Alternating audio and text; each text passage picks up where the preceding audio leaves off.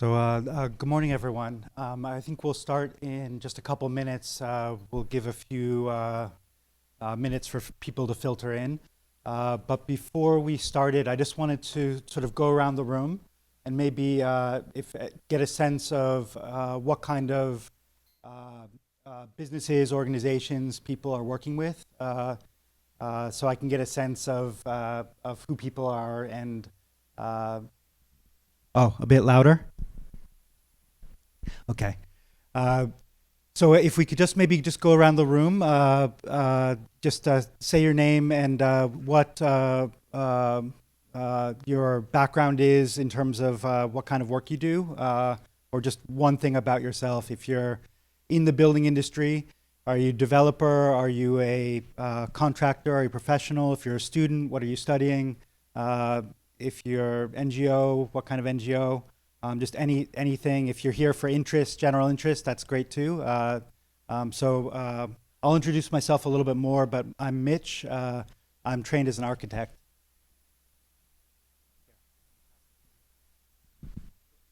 Thank you, sir. Hi, I'm Chris from Maybank. I'm involved in climate risks and industry research. Thank you. Test. Good morning. My name's Tara. I'm from My Green Light. My background is finance and I've moved into ESG reporting, which we're currently doing around Malaysia at the moment. Good morning. My name is Nur Leila. I'm a certified practicing accountant. I'm an executive director and also serving on the board of Berjaya Corporation Berhad. And as you know, it's a big conglomerate public listed company. And two of our main business segments are in properties and hotels and resorts. Thank you. Hi, morning. My name is Derek Lee. I'm a business advisor. Doing work on governance, risk, and including sustainability. So I think for general interest and my knowledge, I want to keep up to date, see what's happening. Yeah, thank you. Hi, good morning, everyone. My name is Zulaika from SP City Berhad. So my background is on sustainability and is very much related to the emissions and also ESG. Hello, morning, everyone. My name is Christina. I'm a student and also intern at SP Setia under corporate sustainability. Hi, good morning. I'm Ramesh here. I'm from SP Setia Berhad. I'm the head of corporate sustainability. Yep. We are actually the property developer in Malaysia. Hi, good morning. My name is Putri Intan from OCBC Bank. I'm just here for a general knowledge. Thank you. Hi, good morning. I'm Beverly from Economic Planning Unit Sarawak. Hi, my name is Ajira. I'm doing e-commerce. Hi, I'm Fatin. I'm from Samling Timber, Kuala Lumpur. Yeah. Hi, good morning, everyone. I'm Darshini from Maybank. I'm in group sustainability, so I'm just here for general knowledge. Thanks. Assalamualaikum and good morning, everyone. I'm Amira from KWAP, a Malaysia Public Sector Pension Fund.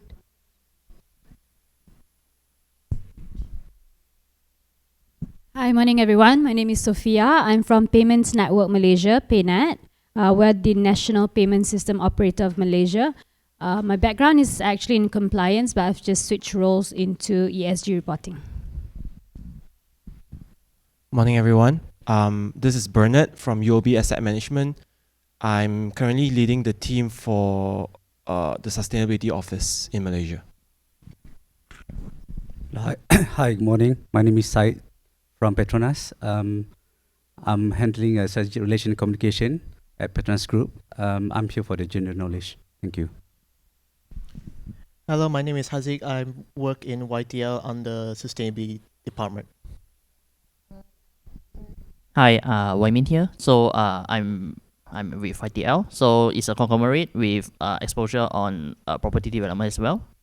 Yeah, I'm on group sustainability. Thank you. Morning, everyone. My name is Yen Yen, and I'm currently a degree student in New Energy Science and Engineering. Thank you. Hello everyone, my name is Lap Hang, student also, and then I'm currently just finished graduated under New Energy Science and Engineering. Thank you. Hi, morning Mitch. My name is Balpreet and I'm from Boardroom Corporate Services. So we actually cater to smart business solutions. So my background is legal. So I've just switched roles to sustainability reporting. So here to enhance my knowledge. Hi everyone, my name is Kash. I'm from SDK3 under Health, Safety and Environment Department. So what we do is basically make sure that our company complies with environmental laws, and what I'm here to learn more about zero emission, hopefully to improve our strategy towards net zero. Good morning everyone, my name is Analia. I'm also here from SDK3 and to gain general knowledge.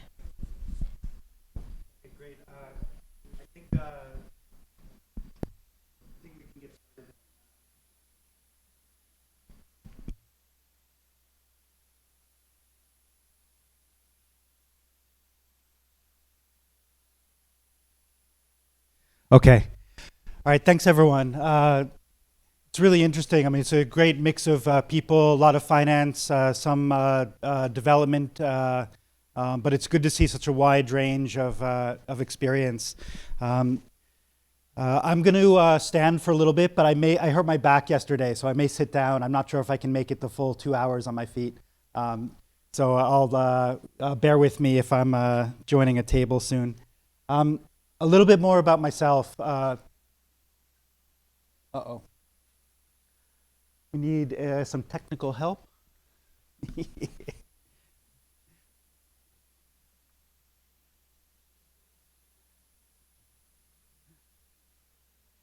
Yeah, maybe you can get the slides back, and I don't need slides to introduce myself.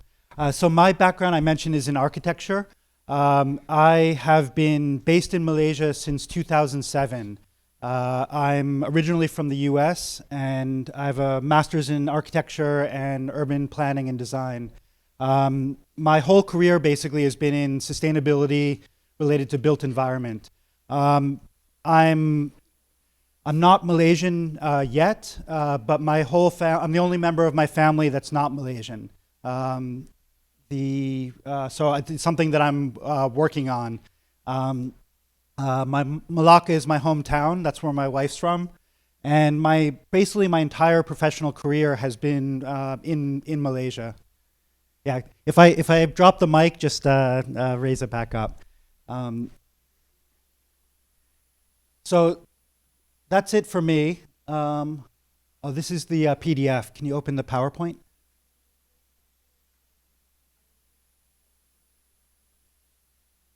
Oh, the PowerPoint's not, because the slides are in PowerPoint. It needs to be the PowerPoint because there's animations. Okay, so while we're getting the slides back, a little bit about Malaysia Green Building Council.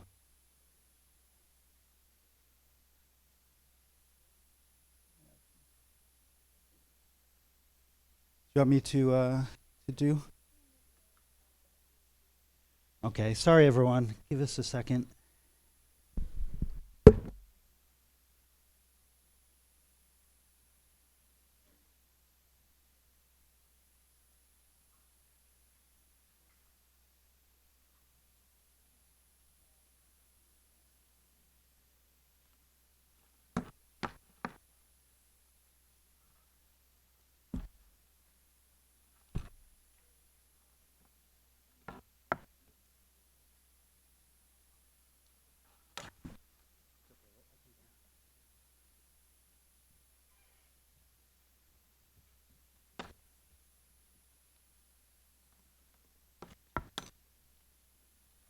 Sorry, everyone. Right when we're about to start.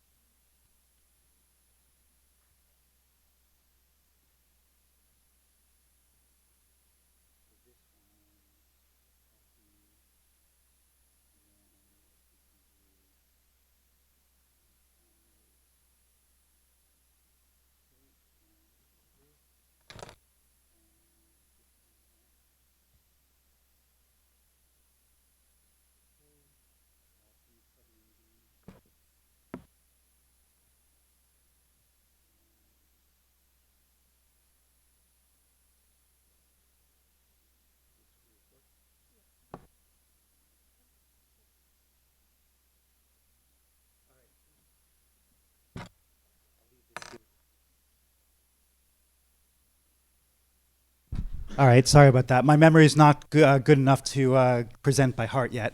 So a little bit about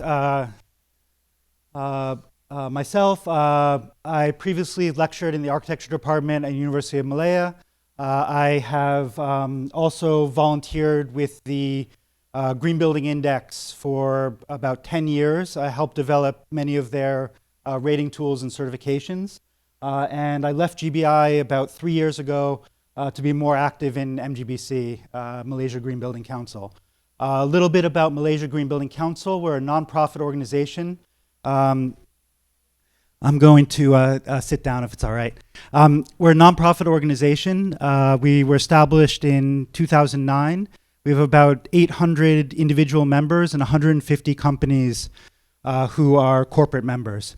If you're here representing a company, any stakeholder involved in the built environment, come up to me afterwards. We'd love to have you join as a member of the council.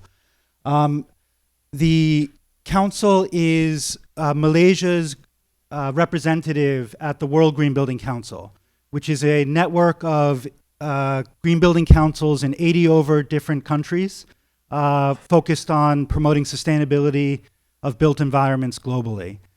We work closely with our partners in the Asia Pacific Network, including China Green Building Council, Singapore, Philippines, India, and work together sharing experience and knowledge because we're all working on similar challenges globally, but with very different perspectives. So the environmental solutions that are applicable for the built environment in Singapore are not the same solutions that are applicable for Malaysia, but we can learn from each other.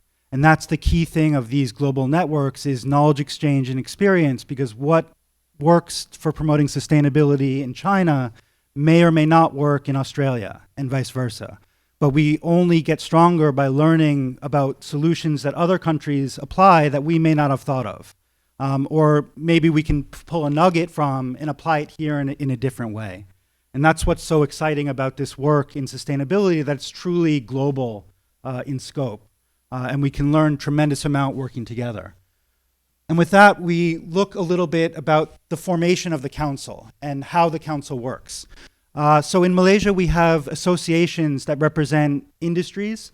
We have associations that represent different stakeholders. We don't have that many that cut across boundaries, though. And one of the strengths in Malaysia is our diversity. We have different points of view, we have different perspectives, we have different backgrounds. The Green Building Council is specifically set up to not just represent one point of view, but to represent as many different points of views as possible, working together towards common objectives. So in the building and construction sector, it takes a lot to build a building. It takes a lot to build cities. There's many different specialties, many different expertise, and many different points of view. Within the council, we have contractors, we have material manufacturers, we have developers, we have building professionals, we have academics, we have students. Each of these stakeholders approaches buildings with, has a different relationship with buildings, has a different relationship with each other. You know, contractors are the client of one and the service provider for another. Developers are paying someone but reliant on others. We have a complex network of stakeholders, and the strength of the council is we don't represent any one perspective exclusively. We work together. And so we represent the interests of architects, but also the interests of developers, the interests of contractors, but also developers. And this is how we learn from each other, and this is how we push forward with the sustainability of our buildings and our cities in the most impactful way. So today we're going to be talking about carbon and decarbonization, but the platform of sustainability is broader than just carbon and just climate change. So at the council, we have 9 key pillars of a sustainable built environment. These include climate action, energy efficiency, renewable energy, green mobility, resources circularity, looking at sustainable materials, water conservation and regenerative design, resilience, promoting equity and adaptation, biodiversity conservation, land use policy, health and well-being, and just transition, making sure that sustainability initiatives are not just available to those that can afford it, but are applied equitably for all Malaysians. So I'll go through these in a little bit more detail, but quickly. Energy efficiency, renewable energy, and green mobility, these are core platforms for our urban environments and buildings to transition to a zero carbon future. This is the topic of today's course. We'll circle back to this extensively.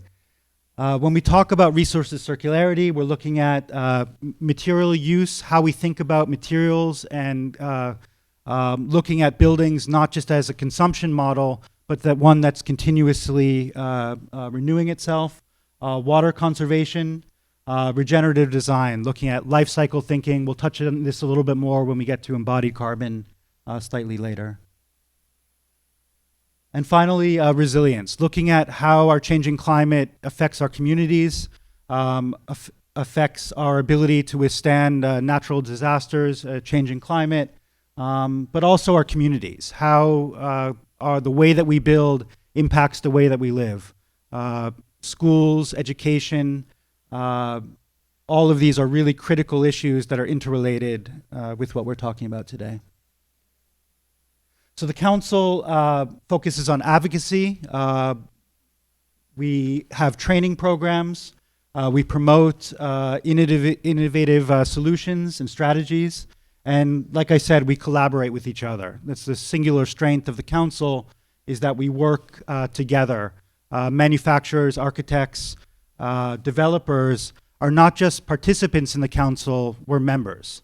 So as CEO, I have the privilege of representing all of our membership, and this includes an incredibly diverse array of contractors, solar panel manufacturers, developers, academics with specific research pursuits, architects and engineers. So it's really a privilege to serve such a diverse range of experiences and backgrounds.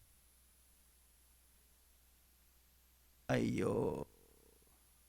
Okay, so just click on the thing, that file.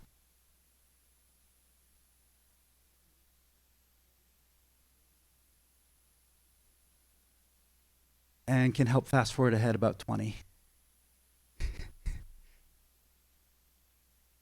Perfect. Okay, if this happens again, we'll bear with us. So we have, I won't linger on this too much more. We have professional trainings and seminars. MGBC has run the GBI facilitator training courses. And we have CPD courses related to the professional associations. We've launched last year a carbon score assessment for existing buildings. I'll be speaking about this a little bit in more detail at the end of the presentation. And then critically, the biggest growth sector that we've had in recent years has been policy and advocacy work. This is something that is relatively new for the building and construction sector, but it's extremely vital. We have a growing set of environmental regulations at local, state, and federal levels in Malaysia, and this is something which is really a key driver of the industry, and it's complex. The way that our government works here is complex. The relationship between state, federal, and local entities, organizations, there's a huge ecosystem of governance in Malaysia, which we've all inherited. The environment and environmental performance creates a framework for exploring how those government entities, the relationship between public and private sector, and providing a common language and framework that, just like I said, within the council, government is undergoing that same process as well. So the way that our government engages with environmental issues is a constantly evolving and accelerating dynamic. And so in the building industry, we have since 2014, we've had policies that regulate environmental performance related to climate change, energy efficiency. 2 years ago, we had the Energy Efficiency Conservation Act.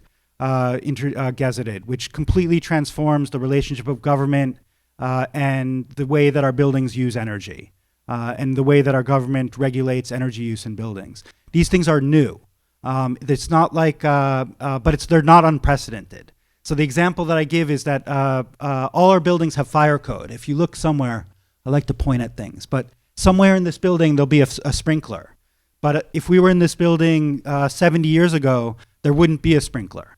The sprinkler was something that was put in, and fire safety in general, you see the sign there with the little guy, green guy running, that's a fire escape.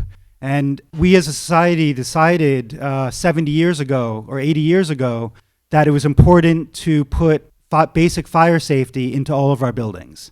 And so now we don't think twice about it. You'll never hear a developer say, oh, the sprinkler is too expensive. I don't want to do bomba compliance because it's too expensive. We just accept that basic fire safety is prerequisite to building performance.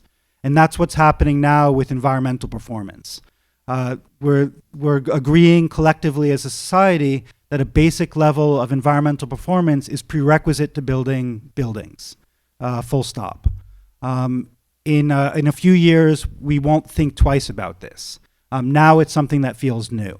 But it's important to reset how things change. Things that were, bomba and that fire safety sign 50 years ago would have been radical. Now it's something that we don't even see because it's so commonplace.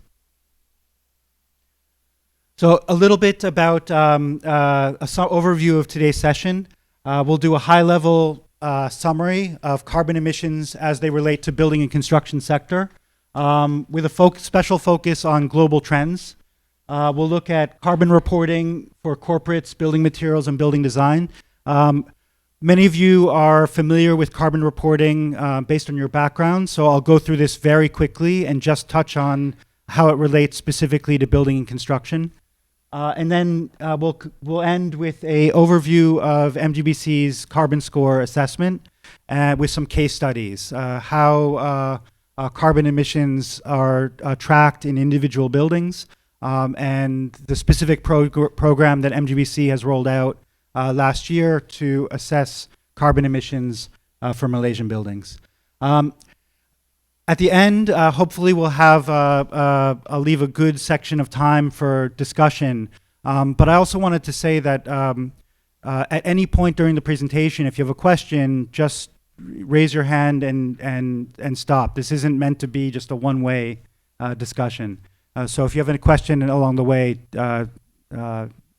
stop me. I'll love to rest my voice and have a contribution from everyone else. So a quick overview of carbon emissions, how they relate to building and construction sector. I said a little bit about the bomba example. Does anyone know when this photograph was taken? Roughly? I'll give you a hint. It's around the time that I was born. So the reason I like to show this photograph is it is important, I think, to put some of this conversation into context and how quickly things are changing, how quickly we have the capacity to change. This photograph was taken in about 1970. And the view of the planet from space gave people perspective on the way that we inhabit the planet that was transformative.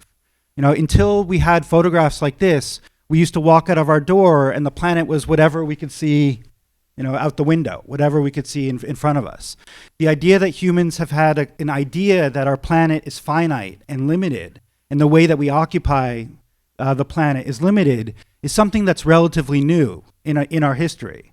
You know, 70 years ago, that's in all of our sorry, I'm not 70. 50 years ago, you know, this is something that's in our lifetimes, our parents' lifetimes, our grandparents' lifetimes.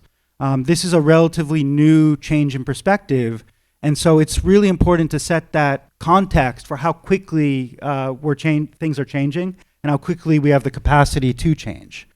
And so this conception of the planet as being finite is exemplified. This is from the Potsdam Institute, and it shows 9 different planetary boundaries, planetary systems, and where human occupancy has surpassed those planetary boundaries for supporting human life on Earth. So there are things like climate change as at the top, but there's also ocean acidification, introduction of chemicals into the environment, ozone depletion, freshwater usage, land usage, and you can see that that green circle, which is safe operating space, we're already blowing through like 6 out of the 9, 5 out of the 9.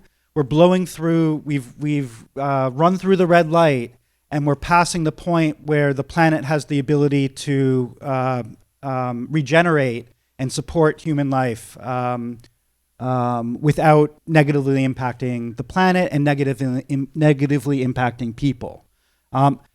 So that's the sort of red light. The good news is that the red light has only been there for 1 generation, and we're stopping. We're learning to live within the red light. We're learning to live within this new reality. And so when we look at climate change, this is the carbon budget that was set for compliance with the Paris Accord in 2016, 1.5 degrees global warming.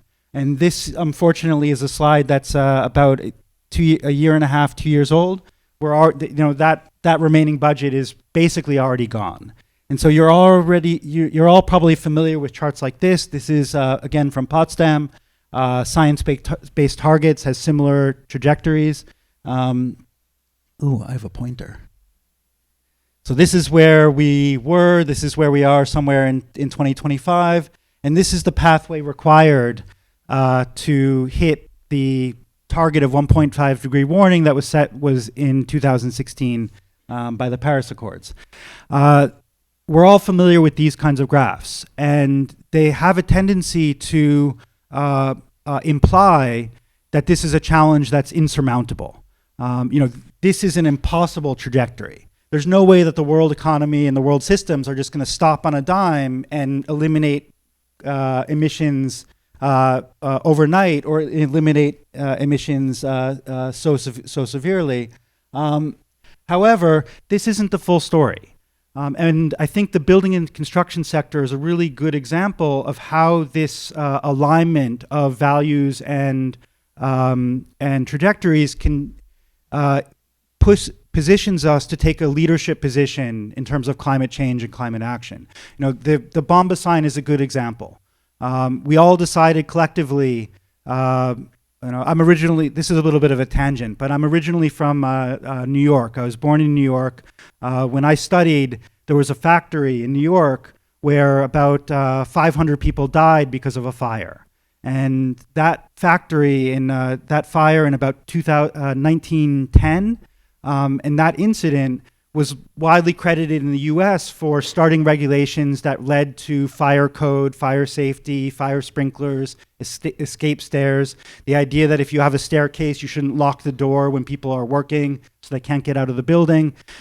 That was in 1910. It's not that long ago. And now globally, we all have, or most of us, 80, 90% of the world's population has basic fire safety. So in less than 100 years, we went from no fire safety to fire safety being something we don't even think about. And the good news is that with environmental performance, it's not going to take us 100 years. And why it's not going to take us 100 years is this next chart. The world is changing, and our economies are changing. Our industries are changing. So what we're experiencing now, and what we've been experiencing for the last 2 to 3 years, is essentially a tipping point. We've reached the point where environmental performance is economic performance. And so if there's one takeaway from this presentation, it's just that. Everything that I'm going to present from now on is not an environmental argument, it's an economic argument. Because economics, profit, aligns with economic performance, making money aligns with environmental performance, full stop. The change happened about somewhere 3 to 5 years ago, But in every system,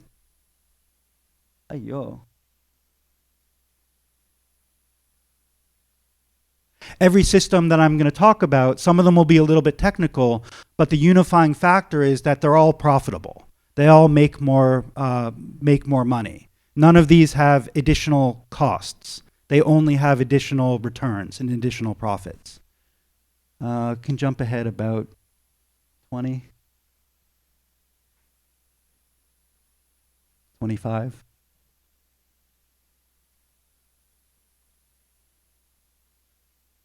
And is it possible to get that? Yeah, this is good. Possible to get the alert away?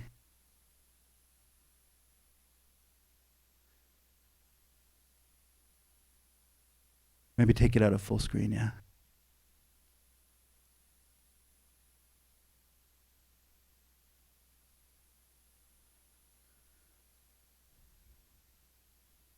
Okay, so this is a slide from the New York Times, sometime in the 1990s, or no, maybe it's updated in 2005.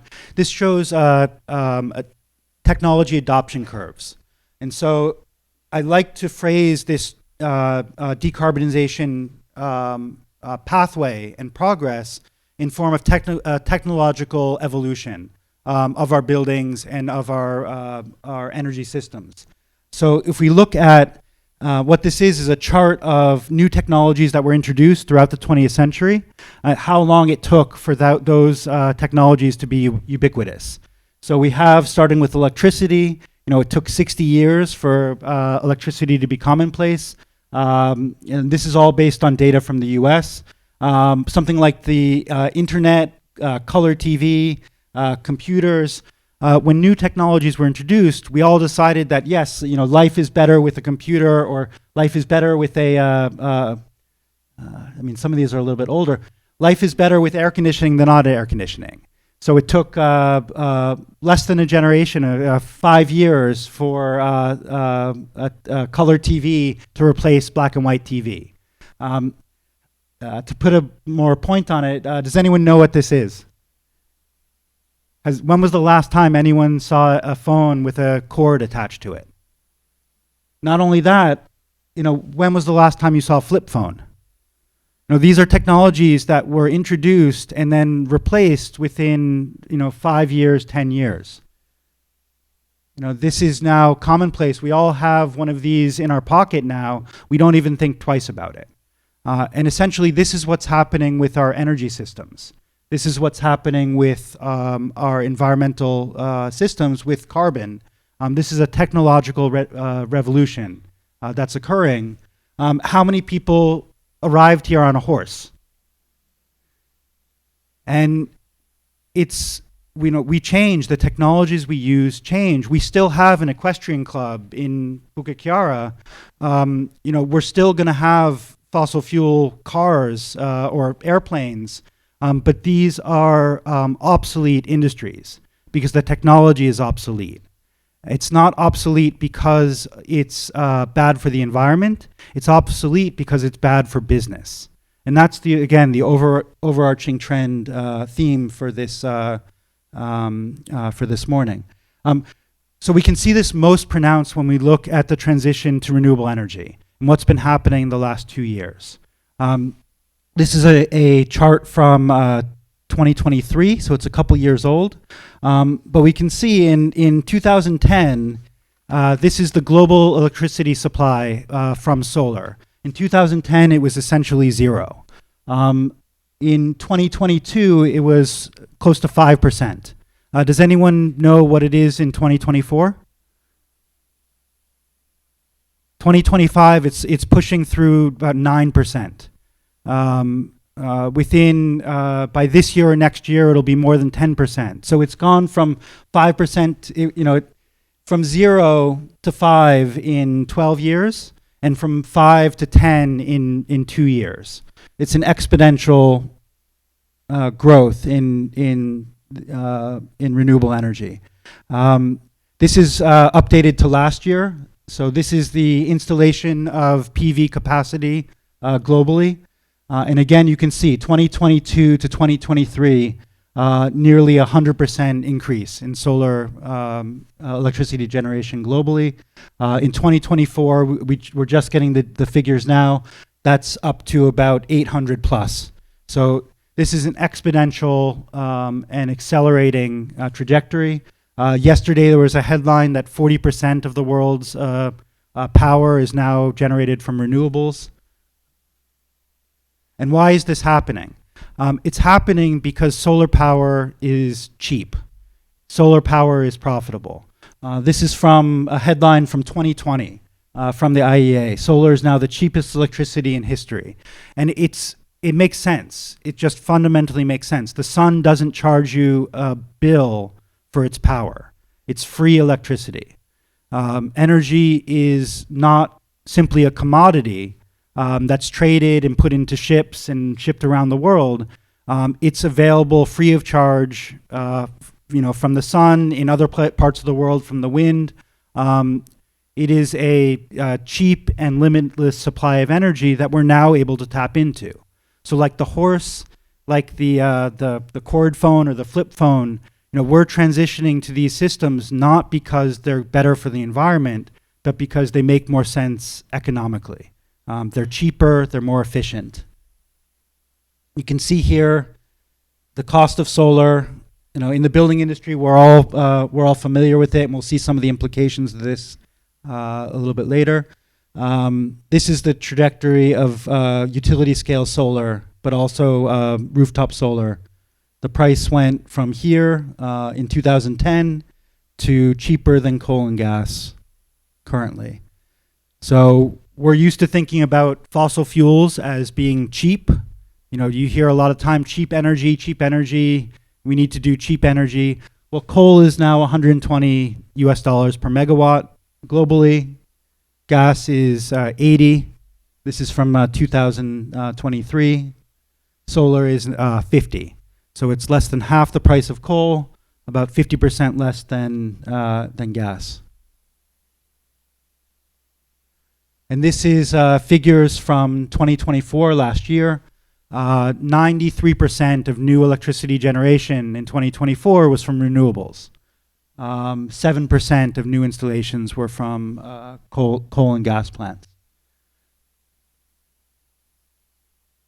And I mentioned just now, this is not being done, this is being done because it's profitable. It's also being done because it's more efficient. So this is a chart from a coal-fired plant, power plant, and then when we get to this is an example of using coal power to run a pump. We're only actually using, in fossil fuels, we're only actually using about 10% of that energy to do the thing that we're trying to do. You see this with cars as a good example. When you run a car with diesel or petrol, the amount you have to drill 3 barrels of oil for every 1 barrel of oil that you use to actually turn the wheels of the car. Because you're losing energy in the extraction process, the transportation process, the refining process, burning it in the car. If you touch or put your hand over the hood of your petrol car or your diesel car, what do you feel? You feel heat. That heat is all wasted energy because the energy isn't going to drive the wheels of the car. The energy is wasted in heat. You're basically taking money and you're lighting it on fire. Because the economic activity that's required to turn that pump, you lose 70% just when you're burning it at the power plant. It's not an efficient system. It's been a very important system and will continue to be as we do this transition, but it's not an efficient system. So when you take a solar panel, you get solar energy, you charge your electric car, that efficiency goes from 30% to close to 95%. We don't have to replace all of our oil and gas infrastructure with solar infrastructure. We only have to replace 30% of it because 70% of our oil and gas infrastructure is used for that heat that's wasted. The inefficiency that's baked into a fossil fuel system goes away when we're using electrification and renewables. And how does that translate for our building sector? Well, rooftop solar in Malaysia in 2025 has annualized returns of, these are estimated figures, but somewhere around 12 to 20% annualized returns. So if you compare that to an FD, 3%, EPF, 6%, this is essentially, in terms of economically, it opens up a completely new revenue stream for building owners, factory owners, warehouse owners. We're used to selling buildings based on, any of the developers in the room can say, based on what? Square foot, floor area. Well, now the rooftop is not just providing protection from the rain, protection from the sun. It's providing a valuable, sellable floor area that can be commodified. It's changing the way that we think about our buildings. This is especially true for low-rise, for industrial buildings, anywhere that has a high roof area to plot ratio area. This is a brand new revenue stream. And so this photograph is, I had one of our members who has a tile factory was presenting a photograph like this of his factory last year and said, "I'm so sorry, we didn't do this to be good for the environment, we did this to make money," as if those two things are different. And that's really the thing that's changing first and foremost, is that these are not, again, environmental arguments, these are business arguments.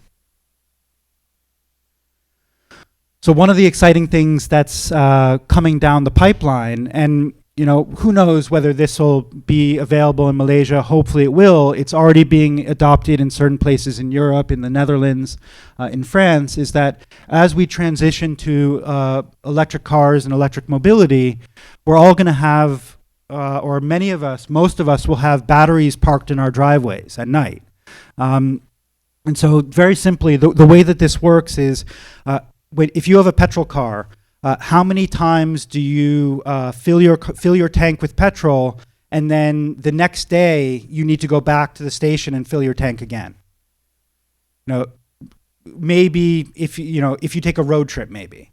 But in terms of using your car the way that almost all of us use our cars, you never fill your tank and then use the entire tank in one day. So with an electric car, what happens is you charge your battery once, you never, if you drive 20 kilometers, 50 kilometers, your commute to work, whatever it is, you're never going to deplete the battery. So what you have parked at night in front of your house is energy. What can you do? You can then sell that energy back to the grid. Let me see if I have the next slide. Yeah. So solar panels charge during the day, but at night they don't charge. So if you have solar panels on your house, you have an electric car parked in your driveway, what you're doing is you're creating a power plant that you can then sell that power back to the grid.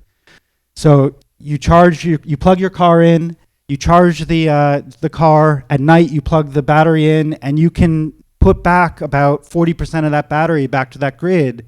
If you do the math, 50 cents per kilowatt hour, say 40% of the battery you can sell back to the grid at night because you're never going to use the whole battery.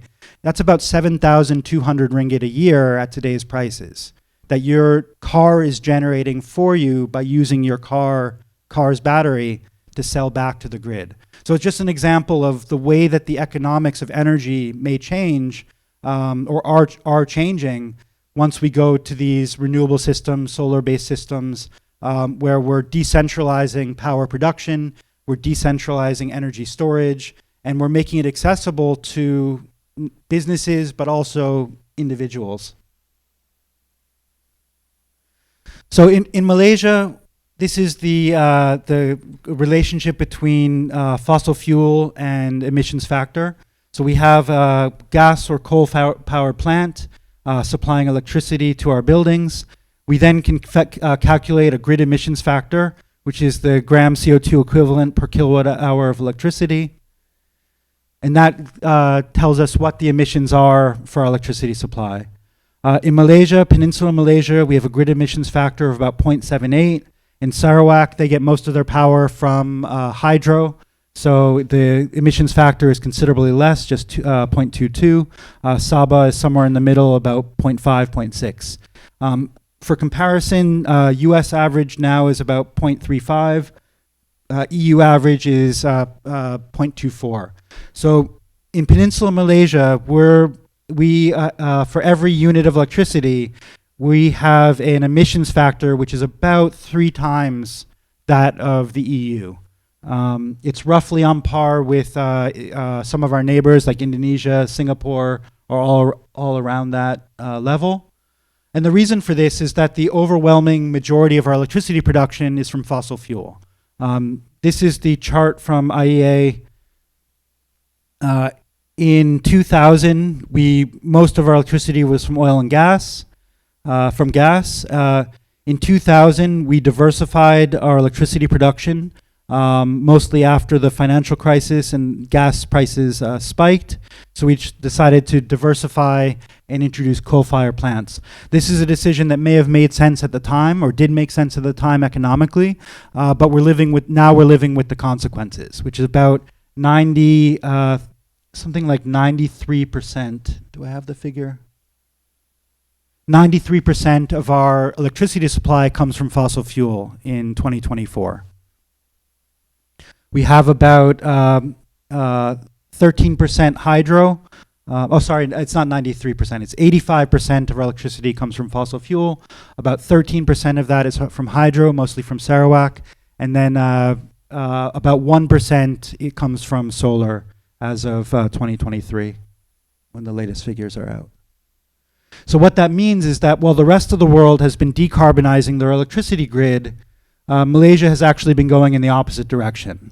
For the last 10 years, we've continued to bring coal-fired plants online, and so the emissions intensity of our grid has increased by about 30% over the last 10 years.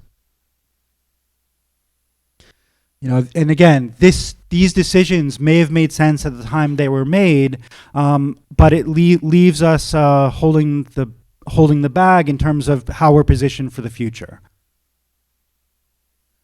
The good news is that the government is recognizing the liability and the exposure we have by relying on energy markets and commodity markets to power our country. And so we have a National Energy Transition Roadmap released in 2023. We have commitments and a growing understanding that the future of Malaysia is not in fossil fuels. The future of Malaysia is in a transition to renewable sources of energy. And this is encapsulated. This is a report that came out by the Ministry of Environment and IRENA, which is the Renewable Energy Association, which outlined the national energy transition and put forth the economic argument. Basically, what it says is that our energy demand is going to continue to rise. Over the next 50 years, the amount of energy that we require is going to about double. And we cannot afford to continue to supply that energy with fossil fuels. Let me see if I have the next slide. Yeah. So we think of ourselves as a fossil fuel, as an oil and gas country. We think of we have a Petronas here, and Petronas is great. Petronas understands this. Petronas is shifting to Gentari and to solar. Petronas is planning for a future where their business model is not primarily oil and gas, but is transitioning to other sources. The reason for this is here. We think of ourselves as an oil and gas country, but we're a net importer of energy. We import as much energy as we export. Our oil and gas sector for the country has net zero profits. We spend as much on subsidizing oil and gas as we do have profits from our entire oil and gas sector. So this is a mindset shift. It's not something that's going to happen immediately. It's not something that's going to happen overnight. But the government understands that this energy transition is one that we're doing because it's an economic necessity. We can't afford to continue to power our country with fossil fuels. It's simply too expensive. And so this report from the Environment Ministry, NRES, that came out last year, it projects our energy demand through 2050, and what it says is that the the only scenario we can afford by 2050 is a scenario where 90% of our energy comes from renewables. And that if we can go from 90 to 100%, that's going to be even better for us. That the faster we can make this transition, the more affordable it is from the country, it's going to be for the country. And you can see the first cracks of this in the oil and gas, the fuel subsidies. The price of diesel just jumped by 60% in one day last year. We're looking at having a similar price increase for petrol, which is obviously more politically sensitive. But we spend an awful lot of money subsidizing cheap fuel, which could be spent on our schools, could be spent on our infrastructure, could be spent on a lot of more valuable things than lighting it on fire, which when we pay for an oil and gas subsidy is essentially what we're doing because we now have a cheaper alternative that we can transition to. Okay, any questions before we move on to the next section? I usually, yes, thanks.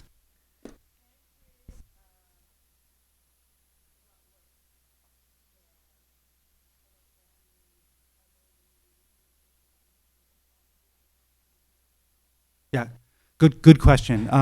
So I don't know. I'm not expert in nuclear. I'm just an architect. But from what I understand, nuclear. I mean, we can go back to the chart. From an environmental standpoint, nuclear may be great. Sorry, where is it? Here. But from an economic standpoint, this is the cost of nuclear, and this is the cost of solar. So it's, what is that, 5 cents as compared to 18 cents. So it's nuclear may be fine as a solution for, in terms of its emissions, but in terms of its affordability, scalability, maybe it's a different story based on current technologies, current models. So that's my understanding. It could be a perfectly fine solution, but economically we're not able to transition our entire country to nuclear. And around the world, that trend is pretty consistent. I mean, you have like I think France generates 65% of their power from nuclear, but they're an outlier. And the main issue is simply cost. That said, things change. So if there's new nuclear technologies that are introduced, then we can see. But what we're looking for now is, if you build a nuclear plant, the report from the ministry says that we need to transition away from fossil fuels by 2050, or we can't afford to continue to pay for energy. A nuclear plant takes probably based on current technology, takes 10 to 15 years to build. So that puts us at 2040 already for a single plant. So I just don't see how that's necessarily scalable based on today's technology. Okay, great. So let's move in. Some of these slides are a little bit on the technical side, so I may blow through some of those a bit quickly. I like to start here. When we talk about carbon in the built environment, this is a transition to a totally new kind of economy in many ways. And so if you think about different financial instruments like currency takes many forms. The reason I show this slide is it shows the sort of high-level complexity of the zeitgeist, of the terminology issues that are related to this kind of environmental transition. All of these things here, there are like 24 different terms. They're all slightly different. They all relate to a different issue, a different set of stakeholders, a different level of performance, a different target market or target audience. They all more or less have carbon somewhere in the name though. And so sometimes they can be confused. And so the counterpoint I like to make is to compare this to currency. We use currency as a unit of measurement for economic performance, but no one would, I don't have my wallet, no one would take like a 5 ringgit note and say this unit of currency is equivalent to a bond that is issued by National Bank, or a mortgage that you might have for your house. All of those are financial instruments, but they're all currency, but they're geared towards different markets, different stakeholder. They have different functions. You wouldn't take out your 5 ringgit note and try to buy a house with it necessarily. Most people wouldn't take cash and buy a house. We understand that different financial instruments are used in different ways. Carbon's no different. Now, carbon is a unit of measurement, and that unit of measurement can be applied in different ways by different stakeholders. So what I'm going to be talking about today is about specifically buildings, specifically the built environment, but each industry is different. Each organization is different. The way that a bank will look at measuring carbon and using carbon will be different than the way that a developer does, will be different than the way that a manufacturer does. Each of these instruments are designed for different purposes for use by different people. So I'll try to highlight that as we go through the next steps. The basic framework goes back to the greenhouse gas protocol. This is the framework that was released by the World Resource Institute, I think around, I'm not sure the exact date, early 2000s, maybe 2005. But basically what it gives us is a common framework for measuring carbon and greenhouse gases. I'm going to say carbon for the rest of this presentation because it's easier, but important to recognize that when we talk about carbon, we're talking about many different, several different greenhouse gases. In the GHG protocol, there's 7 gases identified. They have different global warming potential, but they're all normalized back to 1 unit, which is 1 unit of CO2. So in building and construction sector, we have coolants, refrigerants that are in air conditioning. Some of those are on the higher end. But when we talk about carbon, the GHG protocol gives us a framework to normalize back to 1 unit of carbon dioxide. It's similar to a currency exchange, Forex. How do we convert global warming potential to unit of measurement that is then actionable? And most of you are familiar with the Scope 1, Scope 2, Scope 3 corporate carbon footprinting. This is again established by the Greenhouse Gas Protocol. I'm not going to dive into this in detail, but basically Scope 1 emissions are direct emissions from burning fossil fuel in a vehicle, from running a diesel generator. It's direct emissions on your site. Most of the carbon emissions in the building and construction sector are Scope 2, the emissions that are coming from electricity consumption from the power plant. And then Scope 3 is indirect emissions but value chain. So what are the emissions of your suppliers? What are your upstream emissions from, if you buy this carpet, you're not emitting the emissions from installing this carpet, but the factory that made the carpet may have had emissions. And the trend that we see most affecting the construction sector are the new Bursa reporting requirements. Many of you who are working for larger companies or listed companies are quite familiar with this. Some of my colleagues at developers and manufacturers just went through their round of sustainability reporting. But these are increasingly becoming compulsory. So essentially now when companies are reporting their annual reports, they're not just reporting financial reports for the year, their accounts, they're reporting their carbon footprint, their environmental performance. And the way this is, the interesting thing for the building and construction sector is that what does an annual report do? What does a financial report do? It gives you an indicator for your shareholders, for your investors on the health of the company, the performance of the company. In the terms of Bursa, if you're going to invest in company, what do you want to see? You want to see what are the financial returns? How profitable is the company? Well, these environmental reports are extremely powerful. They're moving from being something which is a sort of corporate social responsibility. Something is, this is our company. This is how we're giving back to the community.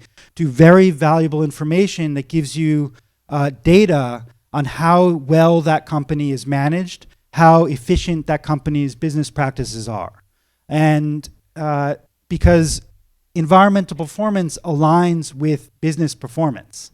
If you have a company that is producing this glass, and you have another company that's producing a different glass, and this company is producing the same product, but with 30% lower emissions, that gives you very good and actionable information that, this company is more efficient. This company may be using a more innovative, is either more efficiently run, their governance may be better, their management systems may be better, their technologies may be better.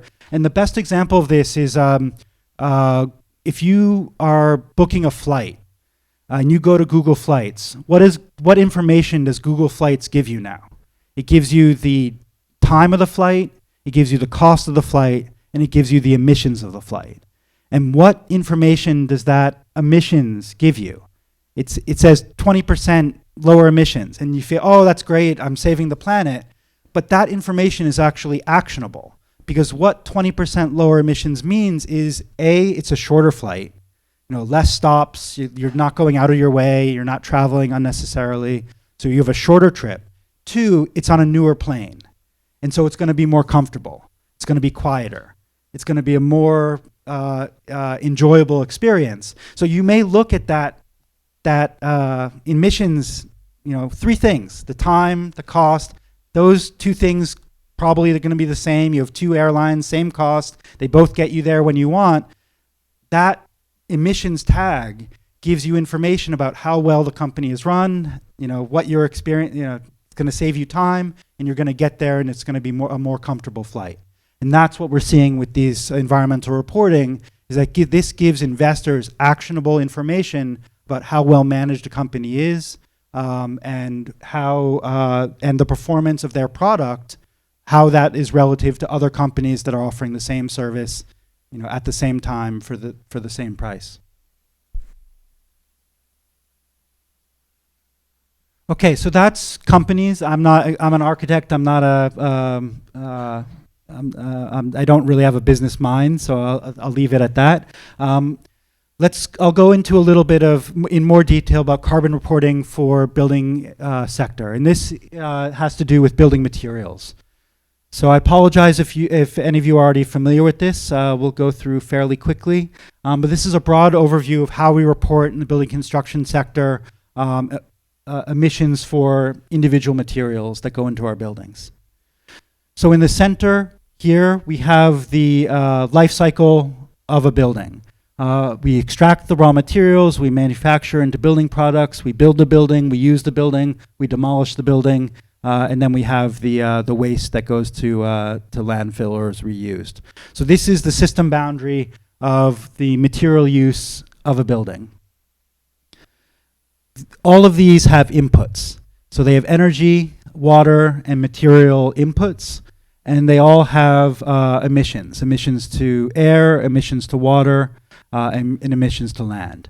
And when we look at the carbon reporting for building and construction sector, what we're looking at are the environmental impacts of the inputs and then the outputs, and we're quantifying them.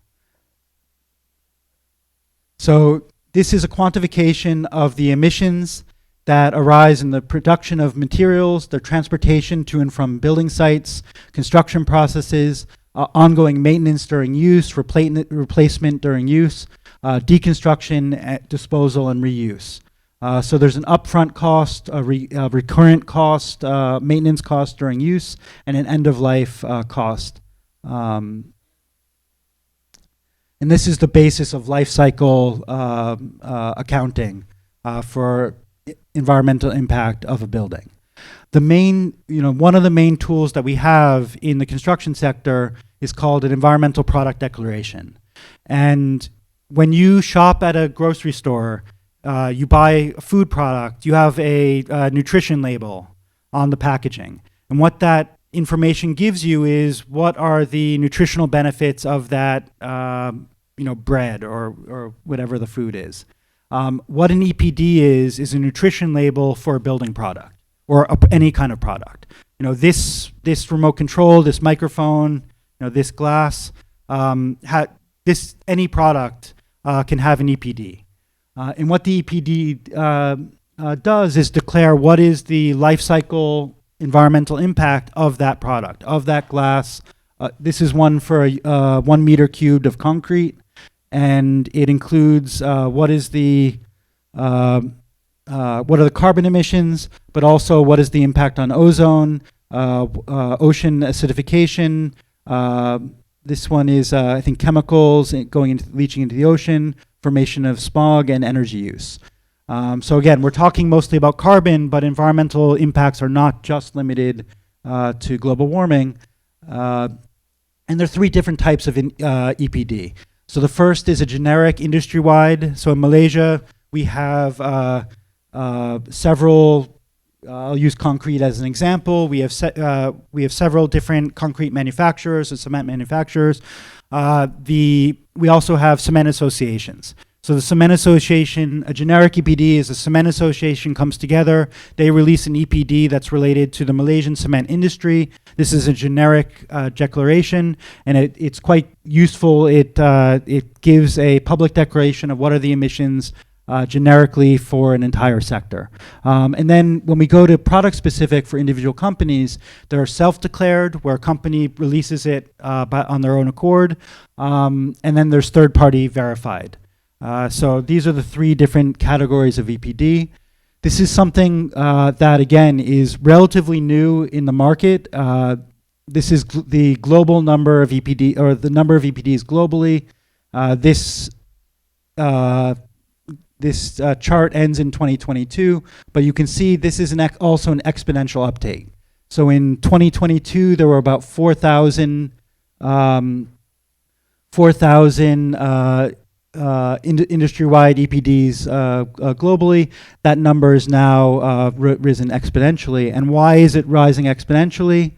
Well, because it's compulsory.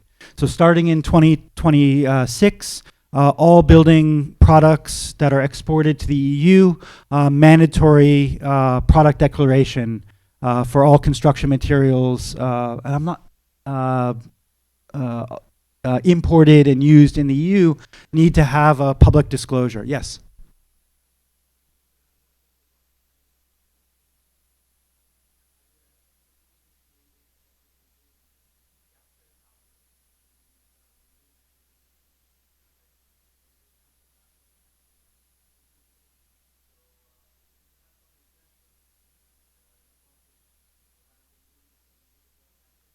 Yes. Real world green buildings, they are using any carbon, or they have planned to? Yeah, there is quite. I mean, the best example of this is in the concrete industry. There's a couple of different technologies and systems. The first is that concrete is actually naturally a porous material. So concrete is it's not solid like glass or metal. It's made of sand. So it has lots of surface area intrinsic to the material. There's some research that concrete itself absorbs carbon over its lifespan. There's also specific technologies that reduce the amount of that use concrete to capture carbon. So one of our partners in the Green Building Council has been a Canadian company called Carbon Cure, where they actually inject CO2 into the concrete manufacturing process. They use the same CO2 supply that you use for carbonating beverages. And they inject it into the concrete during manufacturing, and it has the added benefit of sequestering carbon. It also increases the strength and the physical properties of the concrete. We can also create carbon fibers, right? Yeah. that they can also be Yes. Alternative to concrete, right? Yes. The key thing about this, and this is true not just of carbon capture for cement and for construction materials, but carbon capture in general, is that you have to be careful, because the actual quantum of emissions that are captured by existing carbon capture technologies is infinitesimally small. So if you look at carbon capture, it's often presented as a Pangea solution. Based on current technology, it is not. And so these are R&D, this is technological advancements that are happening, but based on current technology, there is no way to reduce emissions meaningfully based on carbon capture. So I think I might come back to this, but the best example of this is trees. We all know that trees absorb carbon. There is no way that we solve the climate crisis by planting trees. We would need 100 more planets to plant enough trees to absorb carbon. Where this gets interesting, though, is that doesn't mean that planting trees is bad. Planting trees has tremendous benefits. It cools the microclimate. This building, this area here, if you look out the window, has a direct effect on this building because it cools the temperature around this building. So planting trees is great, but things can be more than, what am I trying to say? More than one thing can be right at the same time. Just because planting trees is a good thing, planting trees is not necessarily a solution to the climate crisis. Same thing with CCUS. It may or may not be a good thing. Certain technologies may have potential to be developed. It's great that we invest in them. Where we have to be careful is that we don't say, okay, if you look at oil and gas industry as the primary example, CCUS has the potential to capture carbon from oil and gas production to a certain percentage. But the major emissions from oil and gas production are not from the production. They're from burning the oil and gas. So there's no amount of CCUS in the oil and gas sector that will solve the emissions problems of burning fossil fuels. It's a lifeline. It's better that they do it than they don't do it, but it's not actually a solution. There's a balance between the nature and technology. Yeah. So it's good that we continue to pursue these technological solutions. At the same time, these technological solutions are not a solution to climate change. They may extend the viability of a certain industry, but they're not actually solving the problem. The Bomba station across from my house still has their fax number on the front of the Bomba station. That's fine. I'm sure they may still have a fax machine, but that's not going to really help them in terms of putting out a fire. So we look a little bit more. This is the EPD, an example of an EPD. This is on the left a carpet manufacturer. On the right is another concrete. And again, you can see the breakdown of the disclosure of the environmental impact. This is a breakdown of the different carbon factors for different materials that we use in our carbon score assessment. You can see the different kilogram CO2 equivalent per kilogram of construction material. The thing to highlight here is here. Here we have construction materials that have negative carbon factors. That means that the material absorbs more carbon in its use than it emits. It's a net negative construction material, and those are timber. The reason why timber is a net negative, I just used the example of we can't plant trees and solve the climate crisis, but what we can do is use construction materials that help sequester and are regenerative and renewable. So the reason why timber has a negative carbon factor is that tree absorbs carbon during its life. If in the forest, that's a zero-sum equation, because when that tree dies and decomposes, it emits all the carbon that it stores. So a tree doesn't remove carbon from the atmosphere, it just stores it while it's alive. When we use trees, however, for construction materials, it extends that period of sequestration. So if you have a timber structure, for as long as that building is being used, that timber is not decomposing. That carbon is trapped in the construction material. So it's taking a tree that would be farmed sustainably in a tree plantation or a managed forest. It's putting it into a building, and it uses that building to store the carbon during its life. Because in nature, that tree it's net zero. It doesn't remove emissions, it doesn't emit emissions.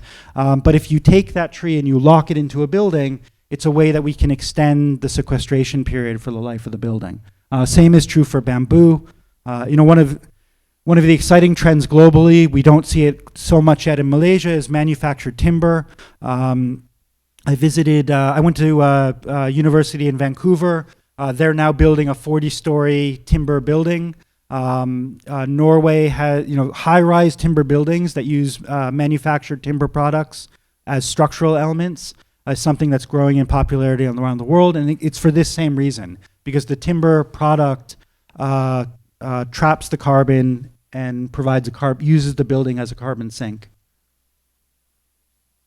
So again, this is a little bit more technical, but we'll look at concrete as an example of how emissions are related to building materials. The main ingredients in concrete are at the top, sand. There's the emissions factor here, and then this is the percentage of the material that goes into concrete. So sand is about 30%. This is cement. Cement has a very high carbon factor. It's only 10 to 15% of the concrete. And then here is aggregate, which is usually stone that provides the binding properties that gives the concrete its strength. So it seems like very little. Like concrete, if you look back at this chart, concrete is up here. It looks like, oh, it's so little. Carbon factor is just 0.1. The thing is that concrete is very heavy. And so even though the emissions factor is small, when you multiply it by the weight and the amount of concrete we use, the emissions become massive. And so globally, concrete is responsible for about 8% of the world's emissions. In an average building in Malaysia, let's see, I think I have the slide later. I think concrete itself is responsible for like 60%. The majority of emissions related to our buildings are directly attributable to concrete. So technologies like our friend just mentioned, carbon capture and technologies to reduce the amount of emissions related to concrete are incredibly important moving forward. You can see how therefore that emissions of that material, if someone tries to sell you concrete based on this, say, oh look, concrete is very sustainable, you have to actually look at the whole picture comprehensively, holistically. Because the actual emissions associated when you apply that concrete for a whole building become the major emission source of that building. So life cycle, the main tool we use to evaluate embodied emissions for a product, that's a building or a glass, is life cycle assessment. There are many different kinds of life cycle assessment. That's life cycle costing, social impact assessments, corporate carbon footprinting, or product carbon footprinting, environmental product declarations. These are all examples of life cycle accounting, life cycle assessments. And we'll break down what that life cycle assessment looks like in terms of a building.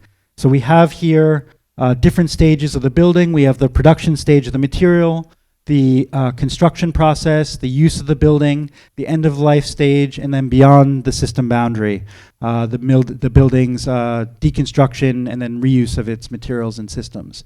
And these are roughly defined as cradle to gate. That's the from the extraction of the material to the moment the material hits the gate of the building site. Cradle to grave, which includes the use stage and deconstruction stage, and then cradle to cradle, which looks at the material raw extraction through the eventual reuse or potential for reuse of the material. Oh no, it was too good to be true.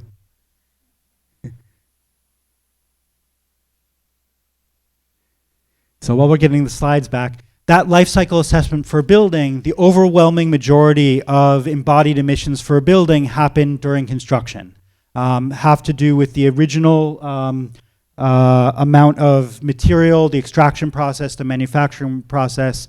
I don't have the exact percentage, but in Malaysia, it's somewhere around maybe 80–85% of a building's embodied carbon emissions have to do with its original construction. Yeah, let's get the actual data so I'm not making things up. Perfect. Thank you.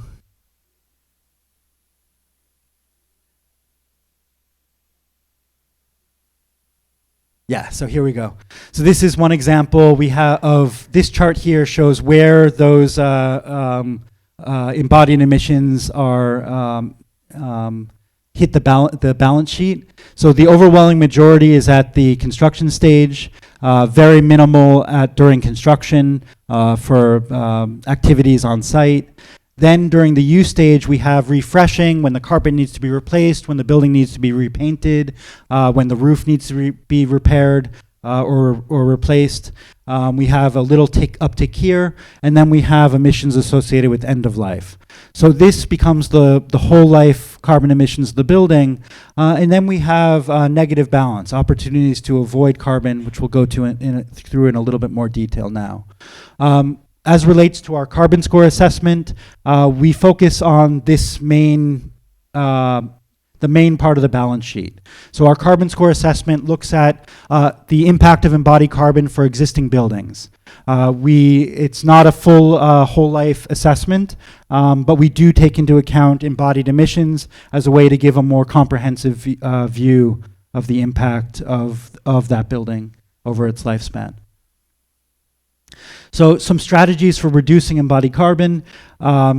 I don't think CCUS comes onto this into play yet, but we'll see with improved technology.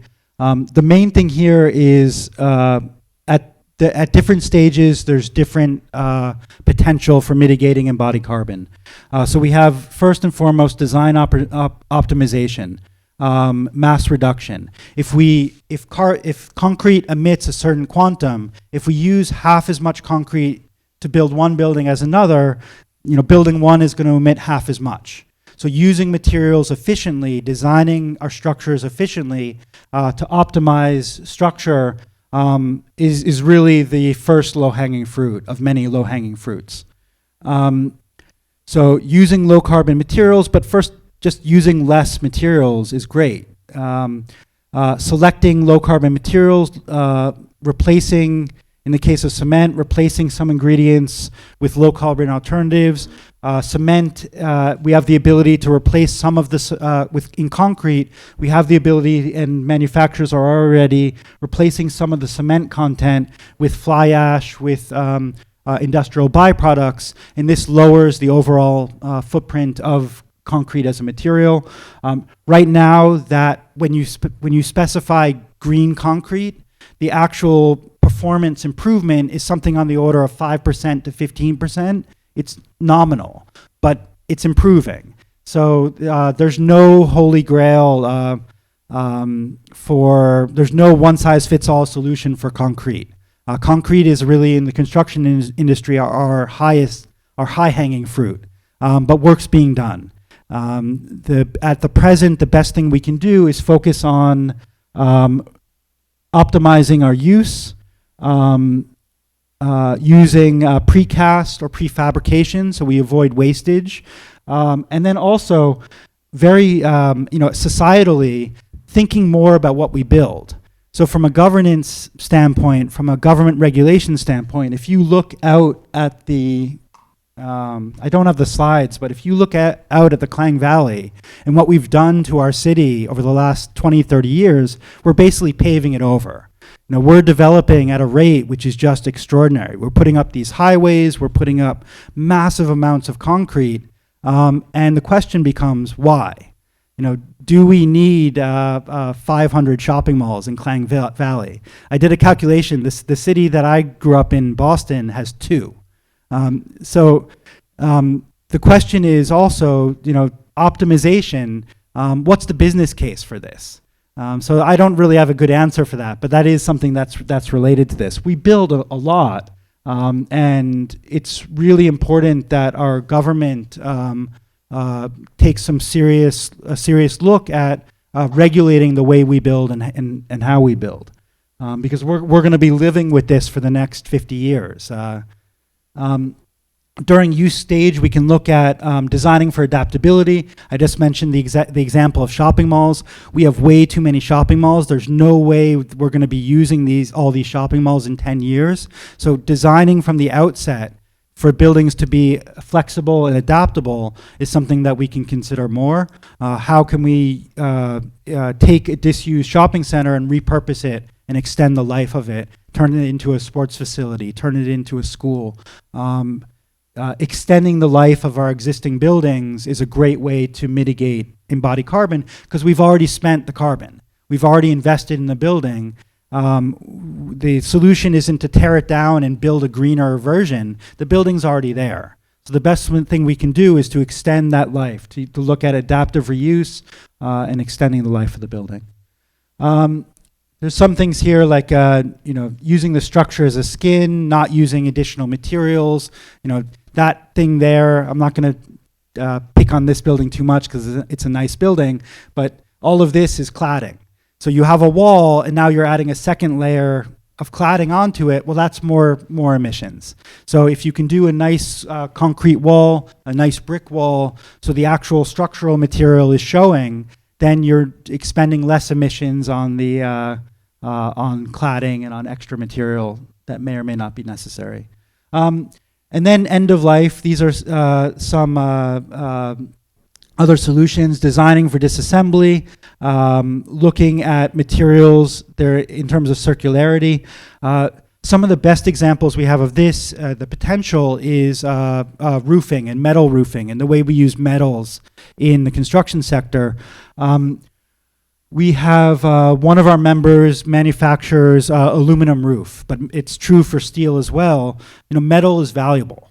You think about like gold. Gold has value. Aluminum has value. So one of the ways we can start thinking about our buildings is that the building itself becomes a bank for the value of the materials that go into that building. When you have a metal roof, at the end of that building's life, that roof may be worth more than the price you paid for it at the outset. In terms of aluminum, that's already the case. In terms of steel, it's plus minus, but 98% of metal in construction is recycled because there's a business model for it. And so looking for opportunities where these business models can be expanded on is really quite interesting. If you can, when you build a building, you're spending money, but what if you think about more like a deposit? You're investing in material. At the end of that building's life, you can sell those materials back for more than you paid for it. It's a pretty good way to think about using buildings as an investment, and it all ties back to this kind of life cycle thinking. All right, so I apologize. I'm going to skip over a bunch of slides now because I want to leave time for some Q&A. The major elements that when we look at carbon emissions in buildings, we touched on embodied carbon. But in Malaysia, I mentioned at the beginning that our grid is dirty. We have an emissions factor which is 3 times higher than the EU. Most of our electricity comes from fossil fuels currently. So for the time being, the best way to mitigate carbon emissions in buildings is through energy efficiency and transition to renewable energy. Embodied emissions are something that's coming down the pipeline. It's important that we're aware of, but in present day 2025 Malaysia, the thing we have to focus on most is 2 things: using energy efficiently and transitioning to renewable energy. These are the 2 main things. The great thing is that both of them are profitable. There's no cost, 0 cost for energy efficiency, and there's no, transitioning to renewable energy, we already discussed, is a 12 to 20% annual return. It's profitable. So with both energy efficiency and renewable energy, we're not talking about a green cost. We're not talking about spending extra money to go green. We're not talking about having to increase your budget to improve environmental performance. The baseline for emission is, the base cost for emission is zero. So every solution from here on in, there is no additional cost. You can invest more to get a higher return, but there's no cost of emission. There's no added green cost. Because what we're doing from here on in is improving efficiency. And making a company, making an organization, making a building operate more efficiently means that it's cheaper, not more expensive. So this slide is great. It's an example of what I mean. We're buying electricity, and what energy efficiency means is plugging in these holes. The way that we use electricity in most of our buildings is quite wasteful. There's a lot of opportunity for plugging these holes, using air conditioning more efficiently, using lighting more efficiently, et cetera, et cetera. So I'm going to run through these very quickly. The main energy consumption in a building is the ventilation fan, the chiller. This is for office buildings. About 50% of energy consumption in a building comes from air conditioning. 25% from lighting, 25% from small power, which is the computers, the power outlets. So that gives you a breakdown of where we have to, these are the main targets for where we can look at improving energy efficiency. So again, I'll run through these quickly. Looking at color. This is something that is really overlooked, and the reason it's overlooked is because it's free.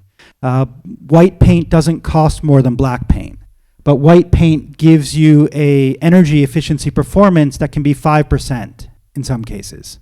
3 to 5% energy savings, just based on the color you paint the building or the color of your building's roof. So this is one of the main things when we look at green buildings, we look at the cost of green buildings. The manufacturer doesn't charge more for dark color paint than light paint, but there's a direct and substantial environmental performance from light color paint. As a comparison, years ago, we would see buildings that would invest hundreds of thousands of ringgit or even to put solar panels on the roof, but then they would paint the building black. And the amount of power that those solar panels would generate wouldn't offset the amount of energy wasted, because black paint absorbs heat and means that you have to use more electricity to cool down the building, because the building is absorbing heat and becoming hotter. So this is the kind of economic calculus. If you follow steps to improve the performance of the building, you get a net cost saving. Why would you spend, what's the point of spending 500,000 on solar panels if you're just gonna, you're not gonna enjoy the energy savings because of something that never even crossed the manager's desk because there's no cost. If something is free, sometimes people don't make a decision about it because there's nothing to decide. Oh, it doesn't cost anything. I'm just gonna pick. Most of the things that our companies decide are things that have cost impact.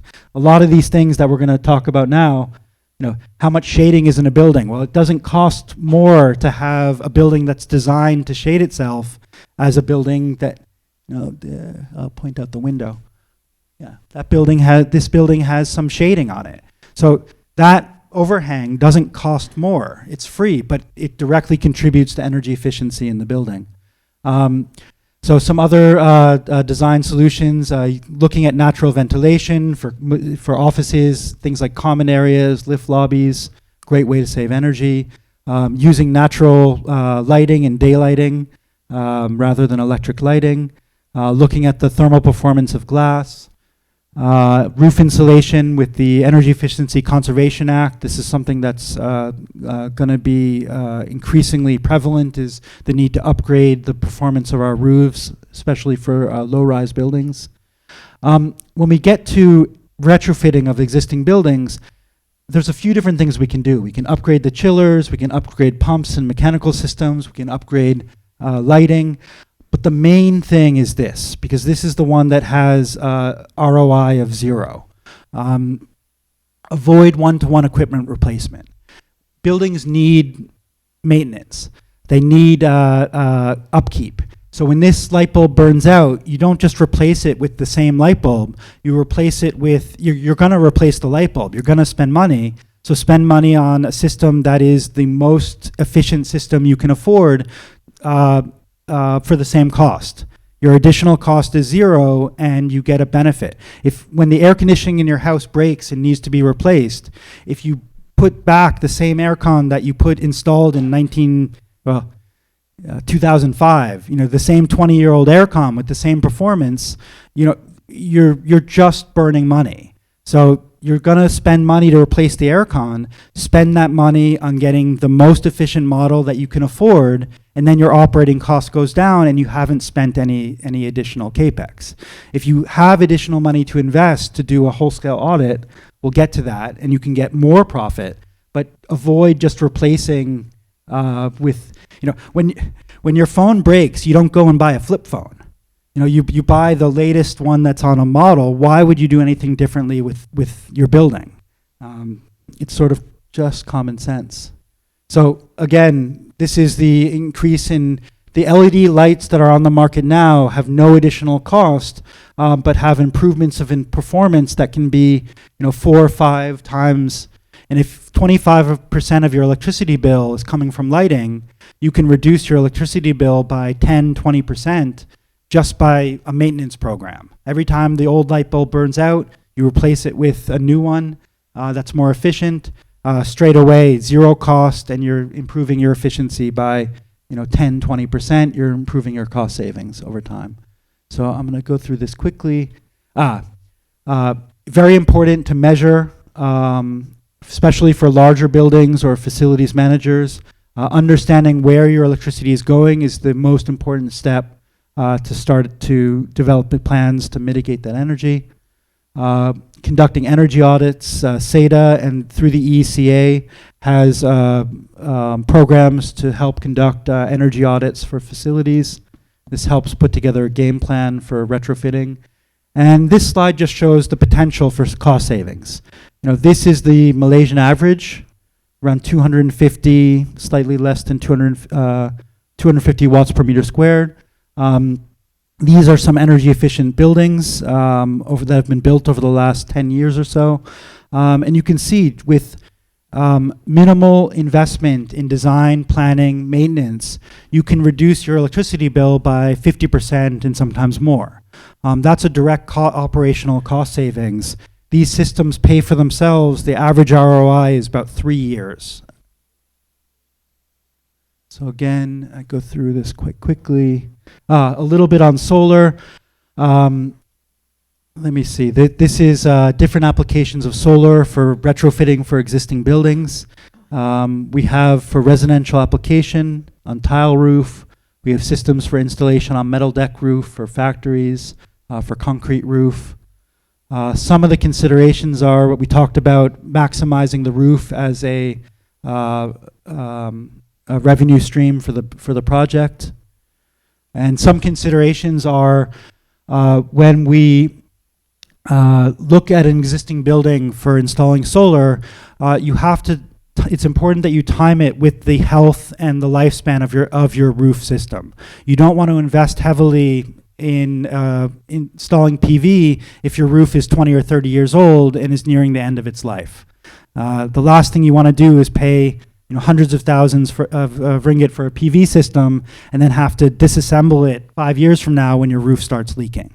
So it's important when you install PV to do so, think of the system holistically, make sure that the structure of the roof can take the weight, that the roof lifespan aligns with the lifespan of those systems.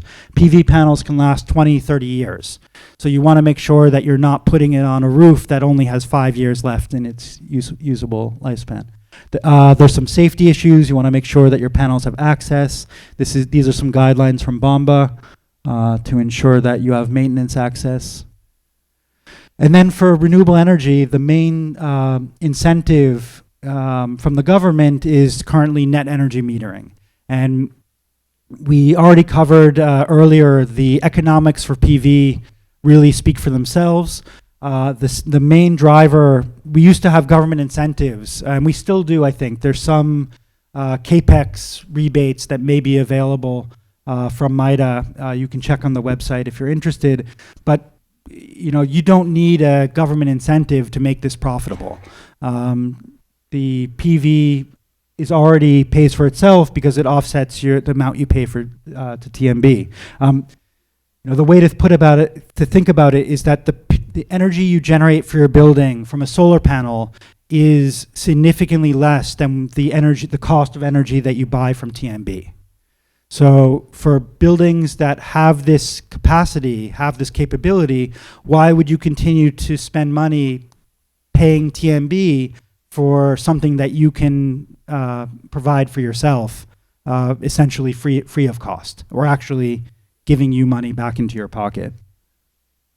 So net energy metering is simply in its simplest form, when you produce power on your site, your electrical meter spins one way. When you buy power from the grid, it spins the other way, and your electricity generation, your electricity consumption contra each other. So it's a way to zero out your electricity bill.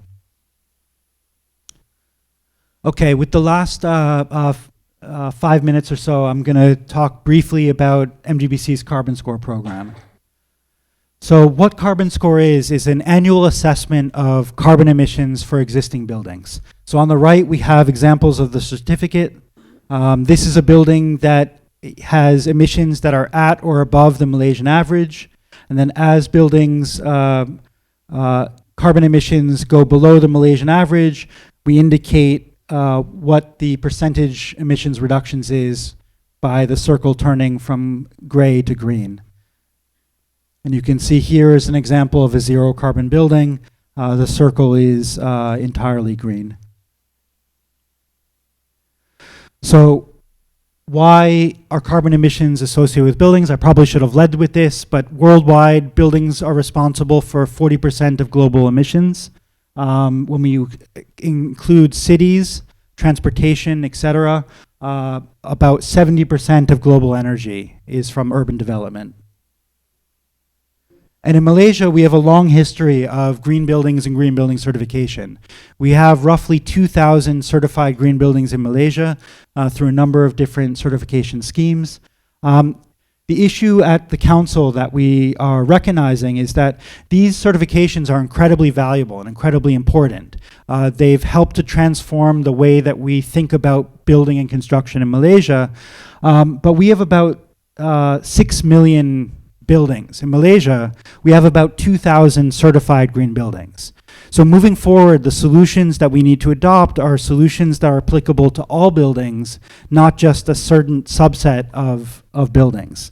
Now, right now, our 2,000 buildings are hugely impactful. It's a fraction of a percentage of our total buildings. And so this carbon score assessment is designed not just to be applicable to green buildings or high-performing buildings, but for all buildings. More than 80% of buildings that we'll have in 2050 have already been constructed. So what Carbon Score does is offer an inexpensive and easy CO2 assessment for existing buildings. If your company is doing carbon reporting for assets, if you're a university, have a university campus or a production campus, you have multiple buildings, you can undertake carbon score assessments for your buildings, incorporate that data into your annual reporting. We give you an annualized reporting for operational emissions and embodied emissions that you can incorporate into your sustainability reports. We look at both embodied and operational carbon. This is a diagram of what we've been talking about. The major emissions are from embodied and operational. We also look at water and waste, emissions from water and waste, but this diagram is to scale, and you'll see when we get to the case studies, this is proportionate. So about 80% of the emissions during this building's life come from energy consumption. About 20%, 15 to 20% come from the embodied carbon in construction, and less than around 1% come from emissions associated with water or waste. So again, we use greenhouse gas protocol as the basis, and reporting that Malaysia makes to the UNFCCC for our carbon factors, and we use local standards to establish the baselines. We talked about this. The main strategies for reducing operational carbon are energy efficiency and then on-site renewable energy. So the way carbon score is positioned, we are, this is a energy efficiency label for consumer electronics.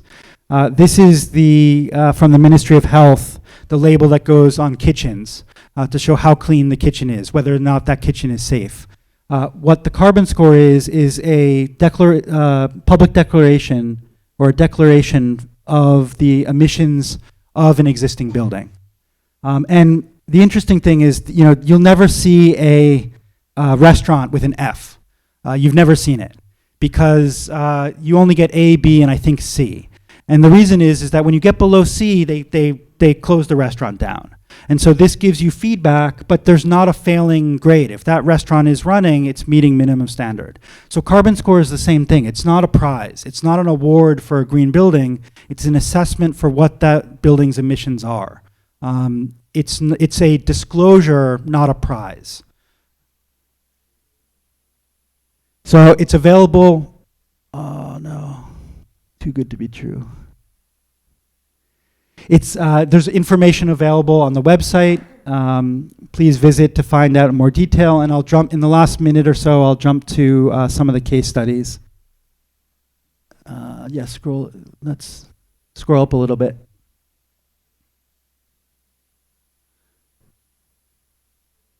Perfect. So visit the website for more information, and with the last few minutes, we'll run through some of these case studies and can give an overview of how the assessment works and what it looks like. Yes?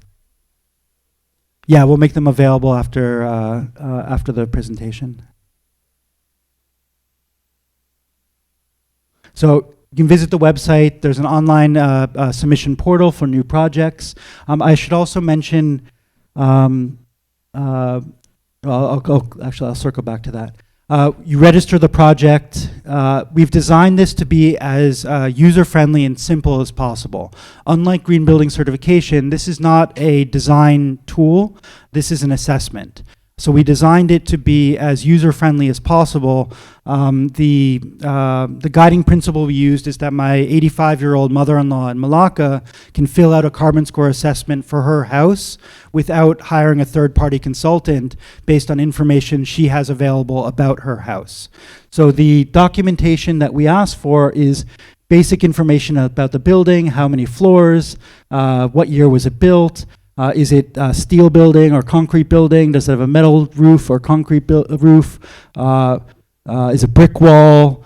How many people are in it, et cetera, et cetera. These are all things that most people actually know about their building or can easily find out, and also that we can verify.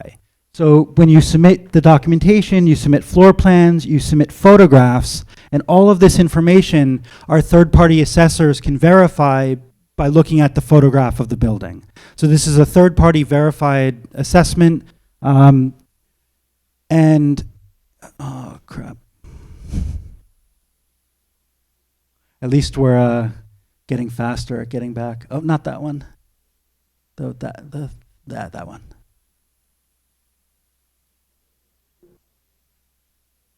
Just scroll to the end. Thank you. A little bit higher, a little bit higher. Yeah, anywhere here is good. Up, up, up, up. Good.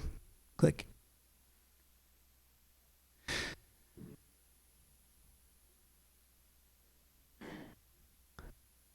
So let me, we're a little bit short of time, but I'll jump through here. So it's fairly easy to submit. We have required documentation, which is 12 months of TMB bills, pictures of the outside of the building, and floor plans of the building so we can verify the size of the building. We then have optional information. The reason we make these items optional is that they're not documentation or data that all building owners have about the building, and B, they're not as actionable as your electricity bill and other information about the building. So for example, we ask for water bill, we ask for records of your waste, but these, as you'll see, are only about 1% of your total emissions. So if you don't, many people don't have a, they don't weigh every bag of trash going out of the building. It's okay, we don't need it. We can default to the Malaysian average, and it's not gonna change the overall score, because the 95 to 98% of your emissions are coming from the construction and from your energy use. So we'll ask for it. If you have this information, you can submit it for additional data, but it's not a requirement, it's optional. We have about 35 projects registered. Currently, we have a partnership with Ministry of Education to assess public schools throughout Malaysia. We have about 30,000 people occupying carbon score assessed buildings. This is the Environment Ministry in Putrajaya, one of the first projects to be assessed. So this is the certificate. You have the high-level overview of the emissions reduction versus the emissions, the percentage saving if we zoom in. You have carbon reduction for this building is 46%. The breakdown of where that reduction is coming from, 45% is coming from energy efficiency compared to the Malaysian average for office building, 1% coming from renewable energy. What is the quantum? 2,100 tons CO2 per year. And then what is the breakdown of the emissions? So 90% are coming from water, 90% are coming from energy, 2% from waste, less than 1% from water consumption, and 8% from materials from the original construction. And I'll run through these very quickly. I'm just going to highlight some of the things that are most interesting about each project. This is the TMB's headquarters in Bangsar.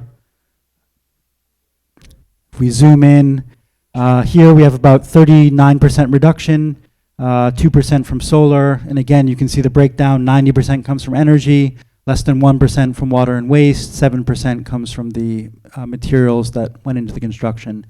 Here we have a terrace house in Kedah. We have 23% energy savings. This is a single family unit, 23% savings based on energy efficiency compared to the Malaysian average for household. International school in KL, 72% reduction. The emissions reduction here comes from that they've naturally ventilated their classroom. So the baseline for international school and university is air-conditioned classroom. They've designed this building from scratch so that the classroom spaces can be mechanically ventilated without air conditioning for most of the day. And so the result is a incredible 70% reduction from emissions. All right, here's an example of the, I said there's no F. This is the C. This is the bronze medal. And here we have an example of a service apartment in JB. They have no emissions reduction.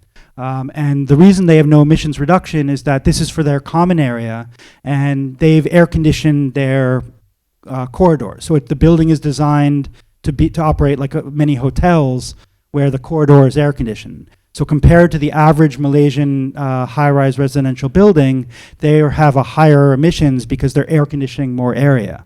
But there's no failing grade. This is the emissions of this building, and so this sets the baseline for that building.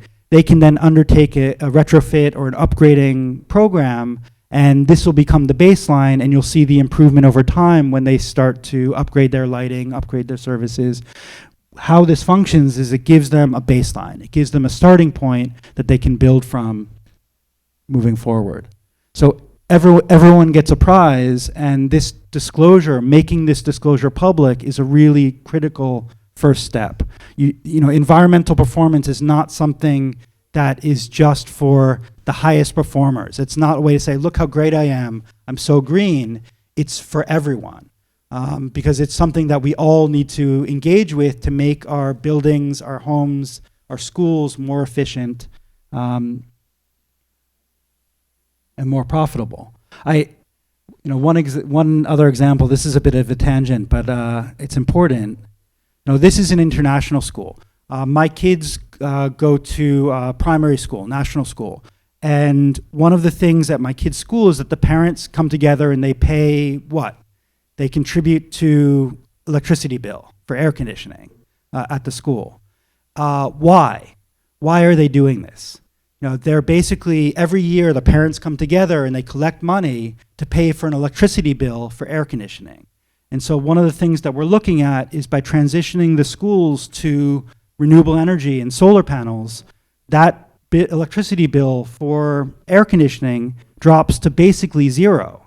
Then all the money that the parents collect can go to what? It can go to sports equipment, it can go to books, it can go to things that actually contribute to making the schools better, rather than just collecting money and burning it for to pay for power. So this is when we talk about just transition and equitable transition, by looking at carbon as a unit of measurement, we start to see solutions that actually help make our environments and our buildings perform better. And so I think that example of the school and how we collect money, how we use our resources, is a really powerful example. And I'm going to go through quickly because we're out of time. Okay, here's an example of a building that is, this is a zero carbon building. Isn't this your school? There's an energy lab in Gombak. It's a carbon score of 216%. And they have made an energy positive building. And what you can see here is there's a canopy above the building which is twice as big as the roof of the building, because it creates more surface area to install more solar panels, because those solar panels generate money for the university and for the building.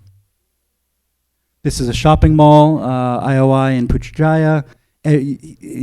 Every single square inch of the roof is covered with a solar panel because of the money that makes for the operator, the owner of the mall.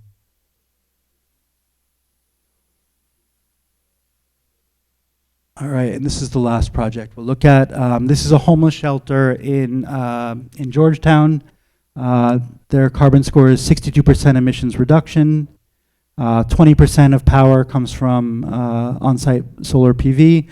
And again, another example of these are not solutions that are applicable only to expensive buildings or high-end buildings or grade A offices.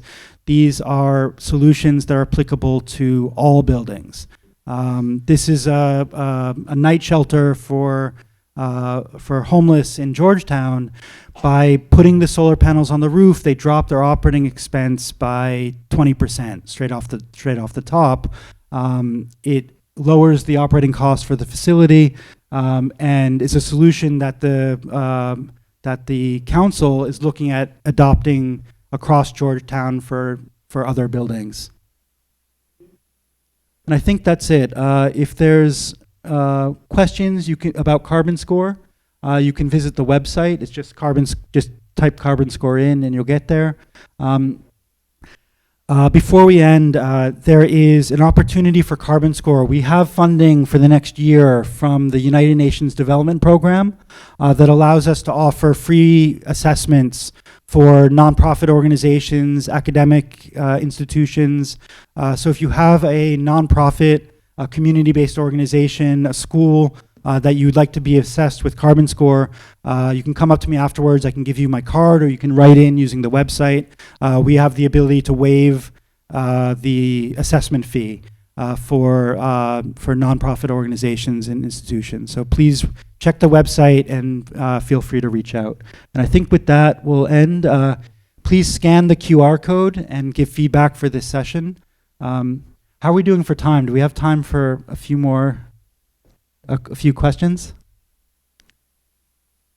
Yes.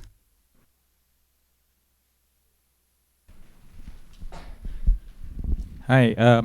Sorry, I actually missed 1 hour, your second half. But however, you mentioned about energy efficiency and solar PV on site. With the current incentives and and how cheap it is. The ROI is actually 3 to 5 years, even won't go beyond 3 years. But why is the penetration of solar PV on rooftops in Malaysia is still low compared to other countries or regions, for example, Europe, which has less emission radiation?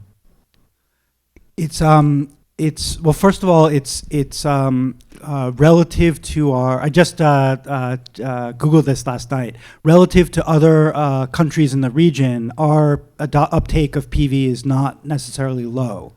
It's on average to above average. The reason why is this economic transformation is one that's relatively recent. So until about 5 years ago, the cost of PV was high. The cost of PV is now at 1,000% less than it was 10 years ago. So when in 2012, the cost of PV was close to 20,000 ringgit per kilowatt peak. It's now below 3,000 ringgit. So that's the main reason, is that this is a adoption curve. And if you fly out of, next time you fly out of Subang, take a look down as the plane lifts off. Half the factories, half the manufacturing facilities in Subang now have PV on their rooftop because it's so profitable. That's the first thing. The other thing is that I think in Malaysian context that we can do a better job, and it's really our strength as a nation, as a country, is that we're very flexible. We are very adaptive and are used to pivoting very quickly. And one of the strengths that we have is, a lot of Europe, you saw earlier, maybe you missed the slide, but EU put this regulation in for EPDs for construction materials. That's mandatory compliance. Well, in Malaysia, we don't always wait for our government to make something mandatory. If we make sense, we can be in front of our government. We can be ahead of that curve. We're all pulling in different ways. And so in terms of PV, our manufacturers may be ahead of the curve, but our residential properties are following, close behind. And this is relatively recent. So I think we're doing pretty good. We're doing pretty well, and the economics are becoming irrefutable. So that's the other part of the equation. Any other question? Yes. Thanks. Hi, Mitch. Thank you so much for this really insightful workshop. I find it very useful. My question is, I'm all for solar power, but how do we ensure that these solar panels are also responsibly sourced and the producers are making it in a sustainable manner? Because of rare earth, it causes deforestation and social issues as well. Thank you. So this is really, really good question. The key issue here is one of transparency and accountability. And you hear this quite a lot. Like you hear it with the electric cars, look at electric car, look at the metals that go into the battery, the impact of the battery. These are very much, they're important considerations. The way that they're spoken about, they're often spoken about as sort of false, false equivalency. So what we've been talking about today is about transparency and reporting and accountability. When you look at the environmental impact of all human activity, all human activity has environmental impact. When we are living in the jungle and using fire for heat, we're affecting our environment. And the change that's happening now is we have the ability to quantify these impacts. And so solar panels have a environmental impact. They have materials that have to be extracted. They have end-of-life uses for disposal. But these are known quantities. And when you look at the impact of a solar panel as compared to any kind of fossil fuel extraction or burning, the impact is an order of magnitude less than the equivalent fossil fuel. So it's not that the solar panel has zero impact, but it has a significantly, an order of magnitude less impact than continuing to burn coal or gas.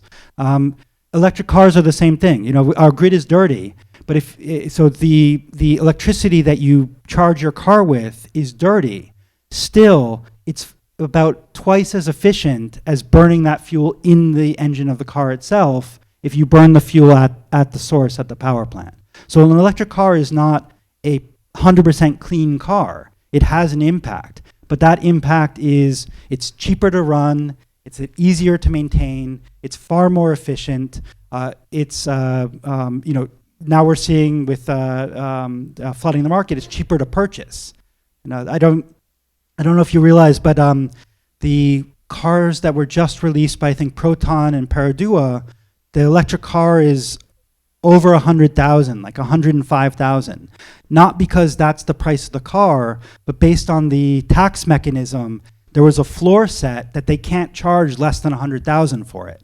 So the cost of the car is actually dropping. There's a gap between the regulation and the actual cost of the car. So the car is getting cheaper than the floor set by the regulation. But it's a very good question.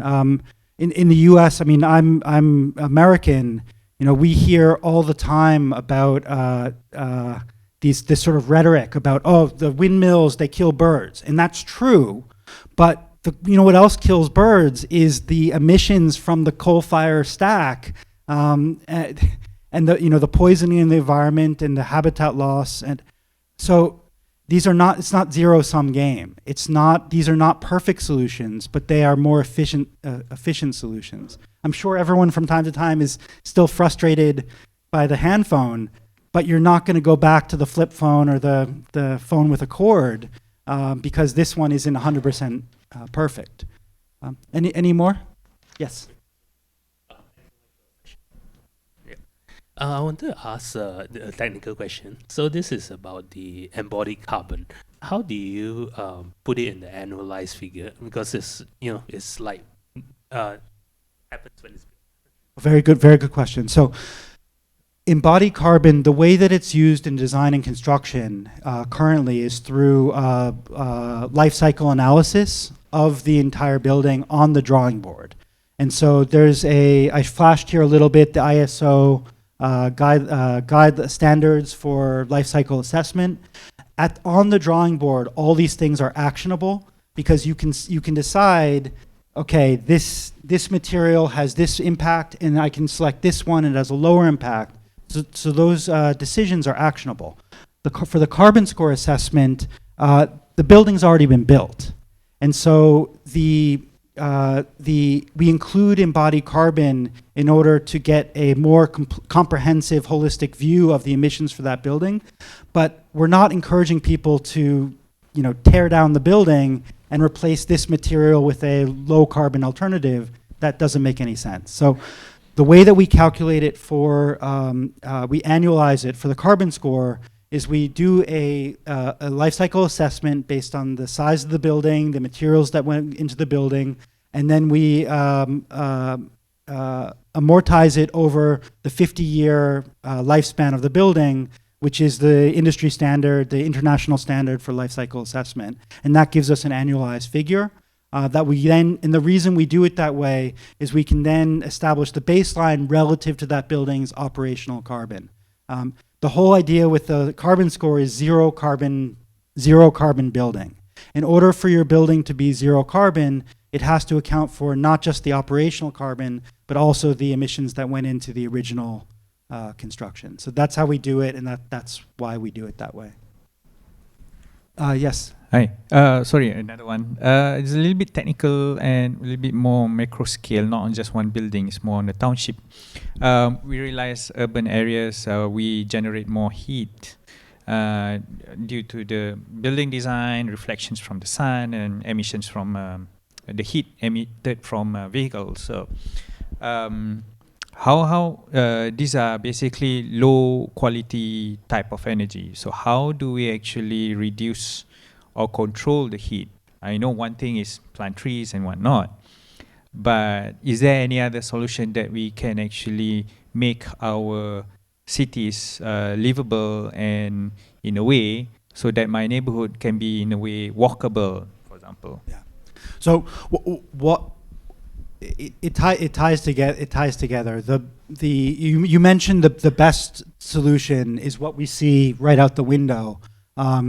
We have and this is growing within Klang Valley and throughout Malaysia.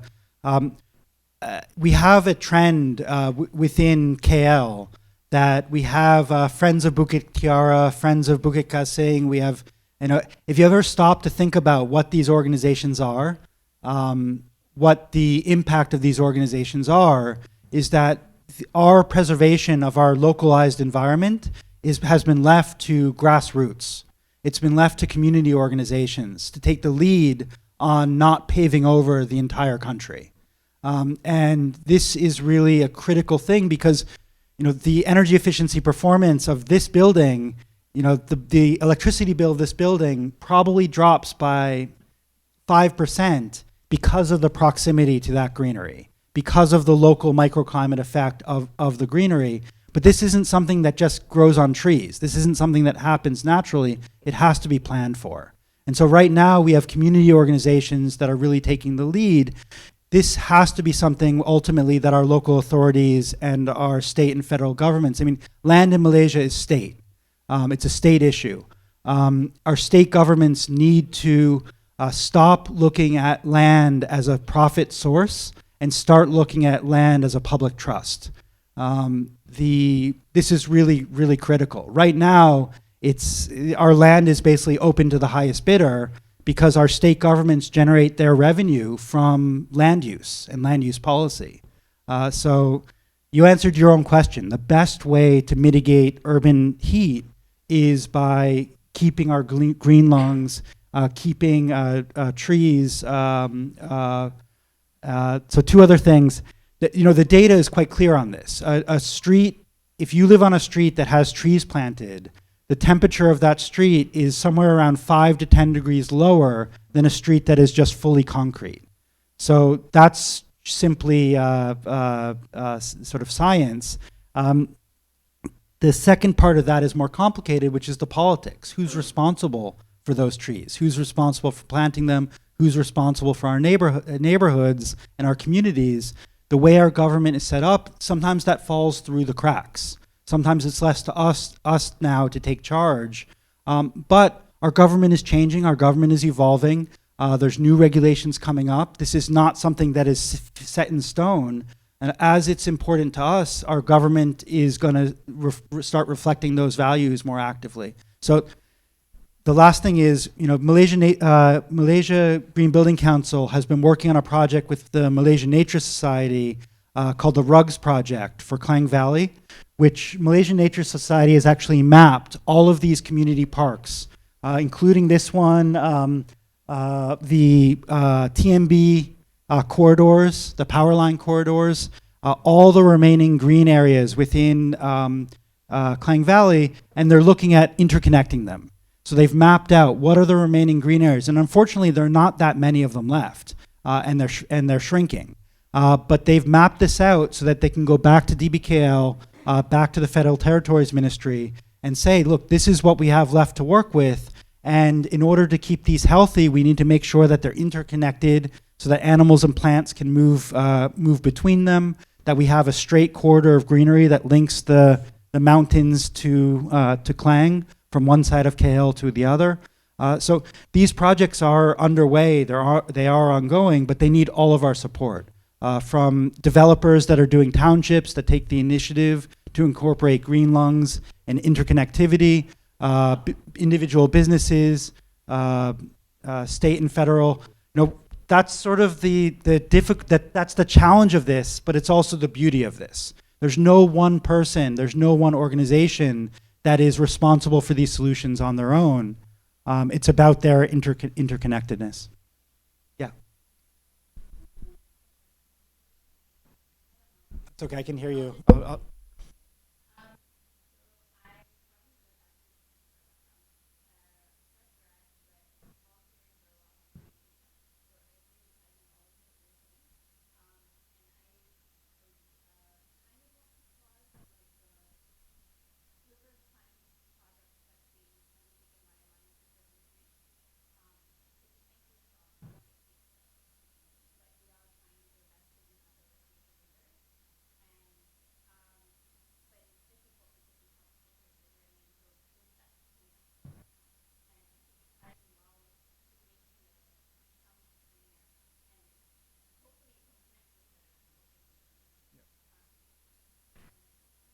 Yeah, it's a great. I was at Taylor's University last week, and their campus is right next to a river, and you look over at the river, and it's just one side of the riverbank is just a garbage dump, and I think this is moving forward. It's one of the great challenges we have as Malaysians is that we're oftentimes sort of separated. You know, we're bracketed, and these are solutions that require all of us to work together, and where we benefit from each other's experiences. You know, this is. I was saying earlier when we started, it's easy to compare us to Singapore and look at how efficient Singapore is and how Singapore's governance is structured. But this is a little bit of a trap because we're not Singapore. And our solutions are not Singaporean solutions. Singapore does great at government. They're great if you're a banker because everything is transparent. But our society functions differently, and our solutions are just as good. They're just different. And there's a lot of power in the river cleanup program or in all of these programs because there are opportunities for different perspectives, different stakeholders to work together towards a common purpose. And they're not things that change overnight. Like that, we're not going to change the littering problem overnight. But over time, what will happen is that people are more invested in their communities. They're more aware of those interconnectedness, and they will eventually think twice about, you know, when I throw this bottle down, where's it going to end up and who's downstream from me and what my impact is relative. We're very conditioned, and I think Malaysia in general is very conditioned to everyone's, how does this impact me? How does this impact me? And we're less used to how we impact each other and how we live side by side each other. The good news is that we're very good at it. You know, Malaysia is really, really great at understanding and accommodating different points of view. And, you know, I'm an American. In the U.S., the Americans like to talk about how great America is about diversity and accommodating different points of view, but we're pretty bad at it relative to Malaysia. You know, Malaysia has Malaysians, in my experience, I've been here for 20 years. Malaysians have a really powerful ability to understand the experience of other people, and that their experience and their perspective is their experience, and other people have different experiences. This is not a birthright. You know, this is not something that comes naturally to most people around the world, but it is a birthright here. And so what we can do moving forward is take better advantage of that inherent strength to learn from each other and to develop solutions that work not just for us, but for, you know, our communities and different communities, and we'll all benefit from that. Okay, do we have time where we've sort of blown through I don't know what's next on the schedule. I'm happy to stay here. Sorry, just a quick question. I want to know your view on companies purchasing carbon credits. So most of the initiatives of purchasing carbon credits are based on forestry and marine life. So the carbon that they emit and the carbon credits that they are purchasing, is it really effective? Okay, so I'm going to give you I'm going to cheat a little bit because carbon credits are it's a complicated issue. So I'll give 2 points. The first is back to my presentation in the building and construction sector specifically.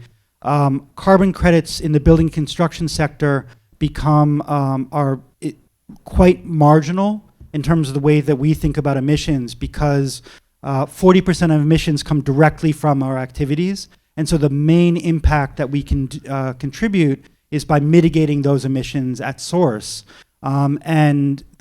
You know, both energy efficiency and transitioning to renewables have direct business models associated with them. So there's no reason for someone to sort of pay an external credit when you can take that money and invest in a direct solution that lowers your emissions. So circle back, carbon credits can be very valuable. They are mostly valuable as an accounting exercise, where it helps a company bridge that last 5% to meet a performance target. They're not necessarily a solution for 95% of companies or organizations, but for that 5%, they can be very valuable. So it's not that they're not valuable at all, it's that they have a very specific application. The other thing about carbon credits from my perspective in building industry is that carbon credits were developed, the concept was developed at a time when the underlying business model for energy transition or decarbonization was not yet there. So that if you need to create a market and use market instruments to decarbonize, and yet it's not cost effective to do so, the carbon credit concept was developed to bridge that gap between economic performance and environmental performance.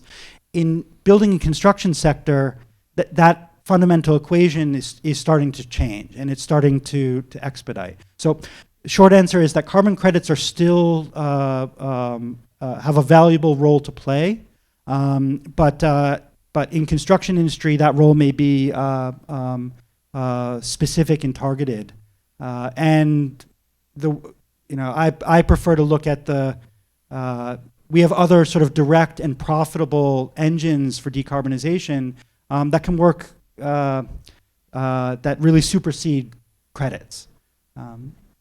Okay, yes.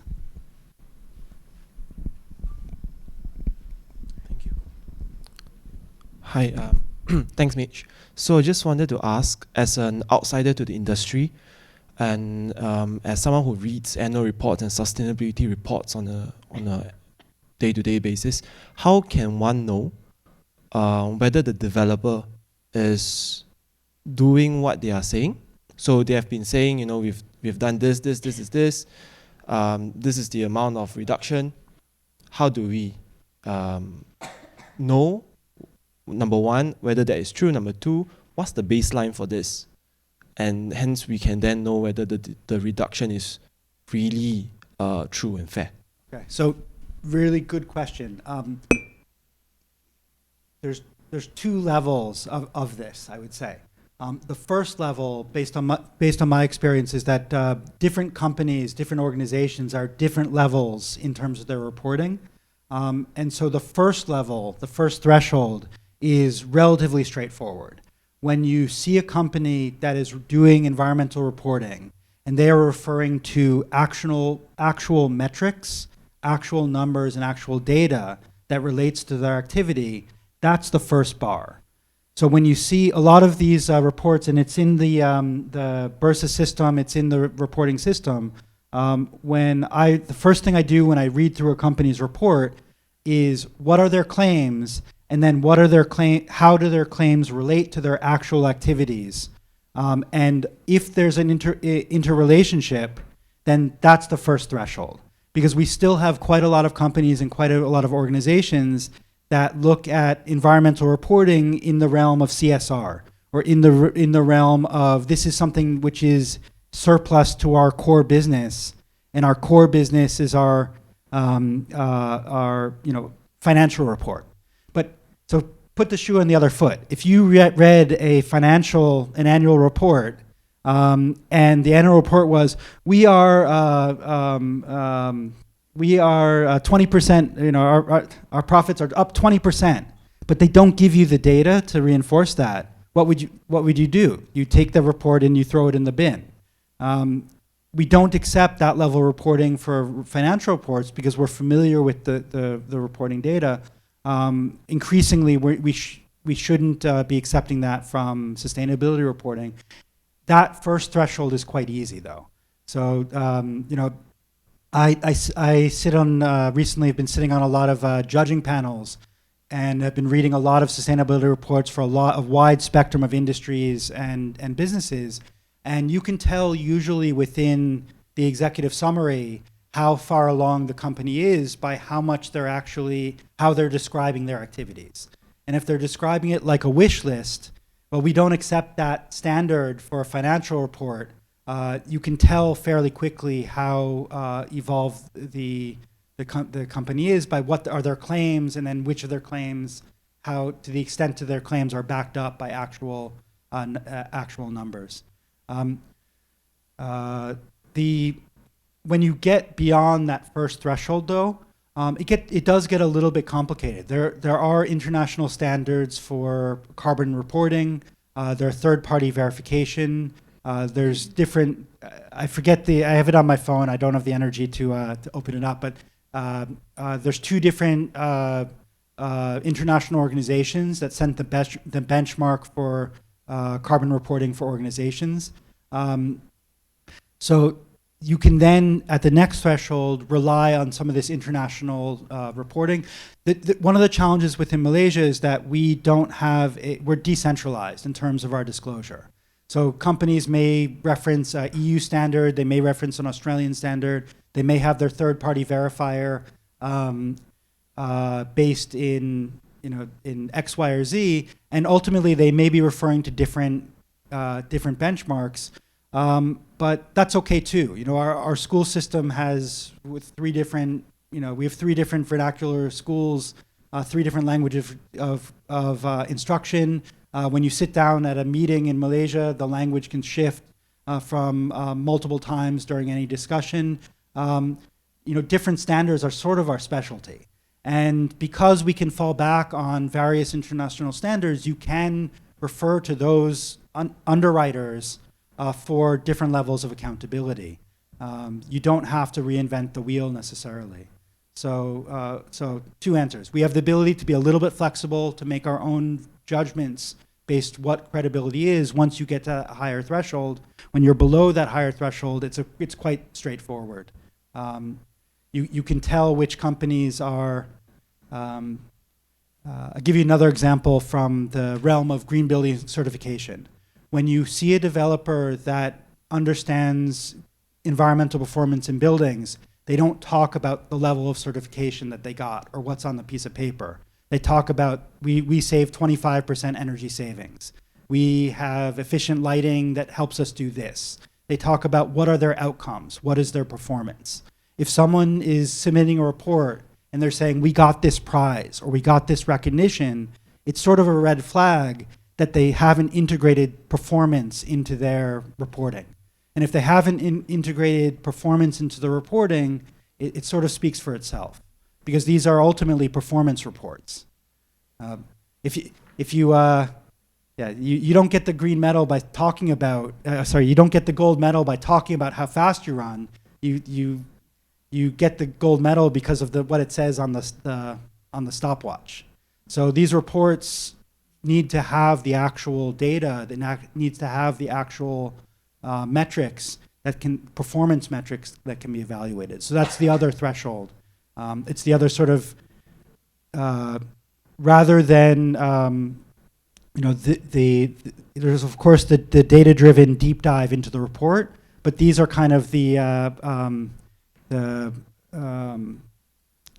levels of threshold that you can tell what's the overarching strategy of the company that gives you a pretty good insight into that and how well they've integrated that into their management. Yes, maybe the last one before we go for lunch. Hi. Thank you, Mr. Gelber. Very brilliant presentation. I have a question on how do we mainstream urban nature-based solution for green infrastructure transition to green infrastructure? Is there any tools or frameworks to assess the effectiveness of how do we quantify nature-based elements, like for instance green roofs, gardens, in the built environment? Thank you. So there is there's multiple methodologies to quantify nature-based solution at urban scale, at building scale.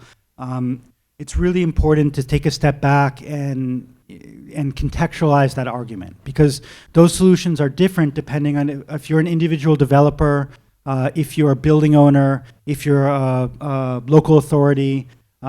Those tools are going to sort of manifest differently. So one example we have from the Green Building Council is some work we've done with Georgetown, with MPPP in Georgetown, who wanted to introduce, or who last year introduced a mandatory requirement for solar on their rooftops for all new developments. So starting last year, all new development in Georgetown has to have PV panels.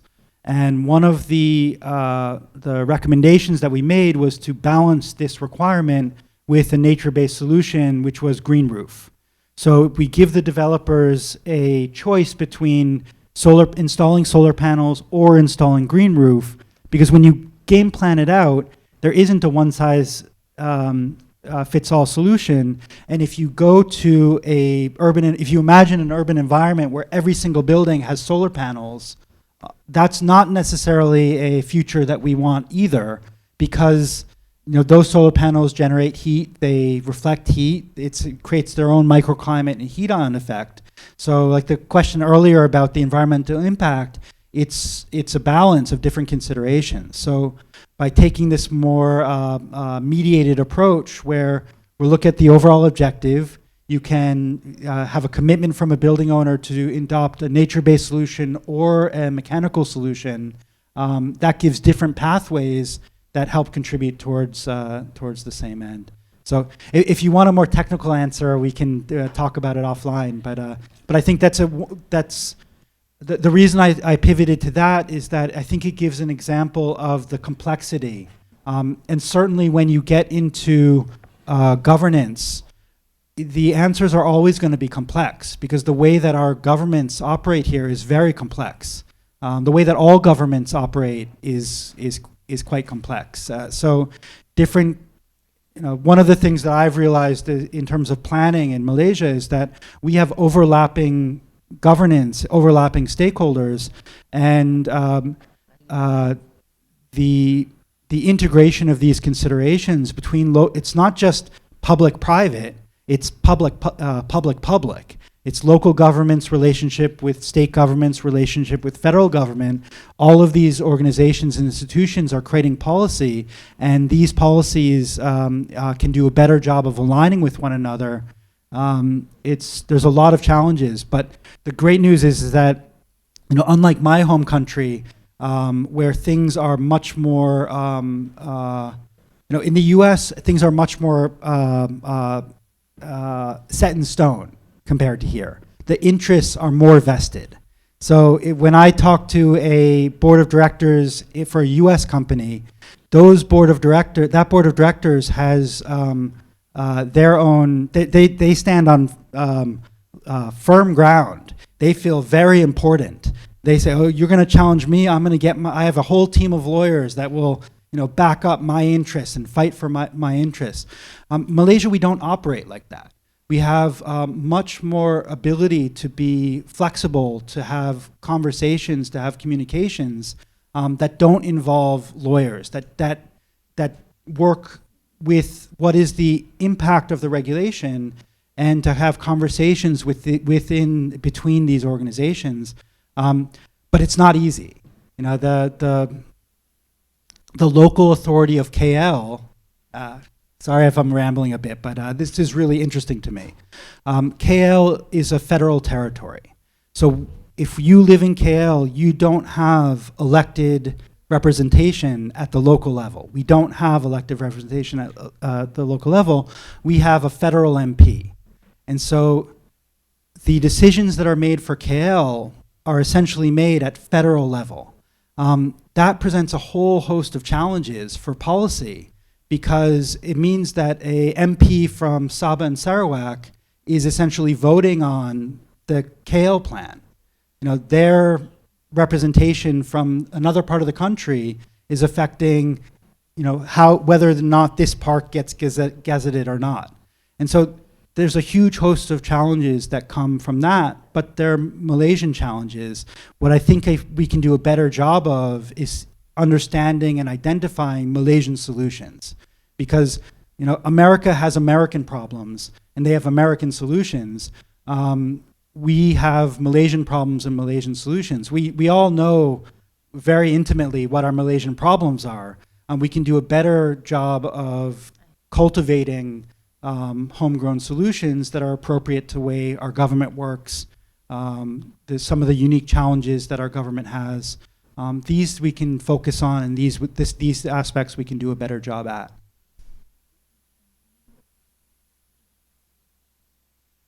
Okay, I think it's maybe lunchtime. So thanks everyone. I'll be around if you have any questions. Feel free to come up to me afterwards, and I'm happy to exchange information. So thanks everyone for your attention this morning.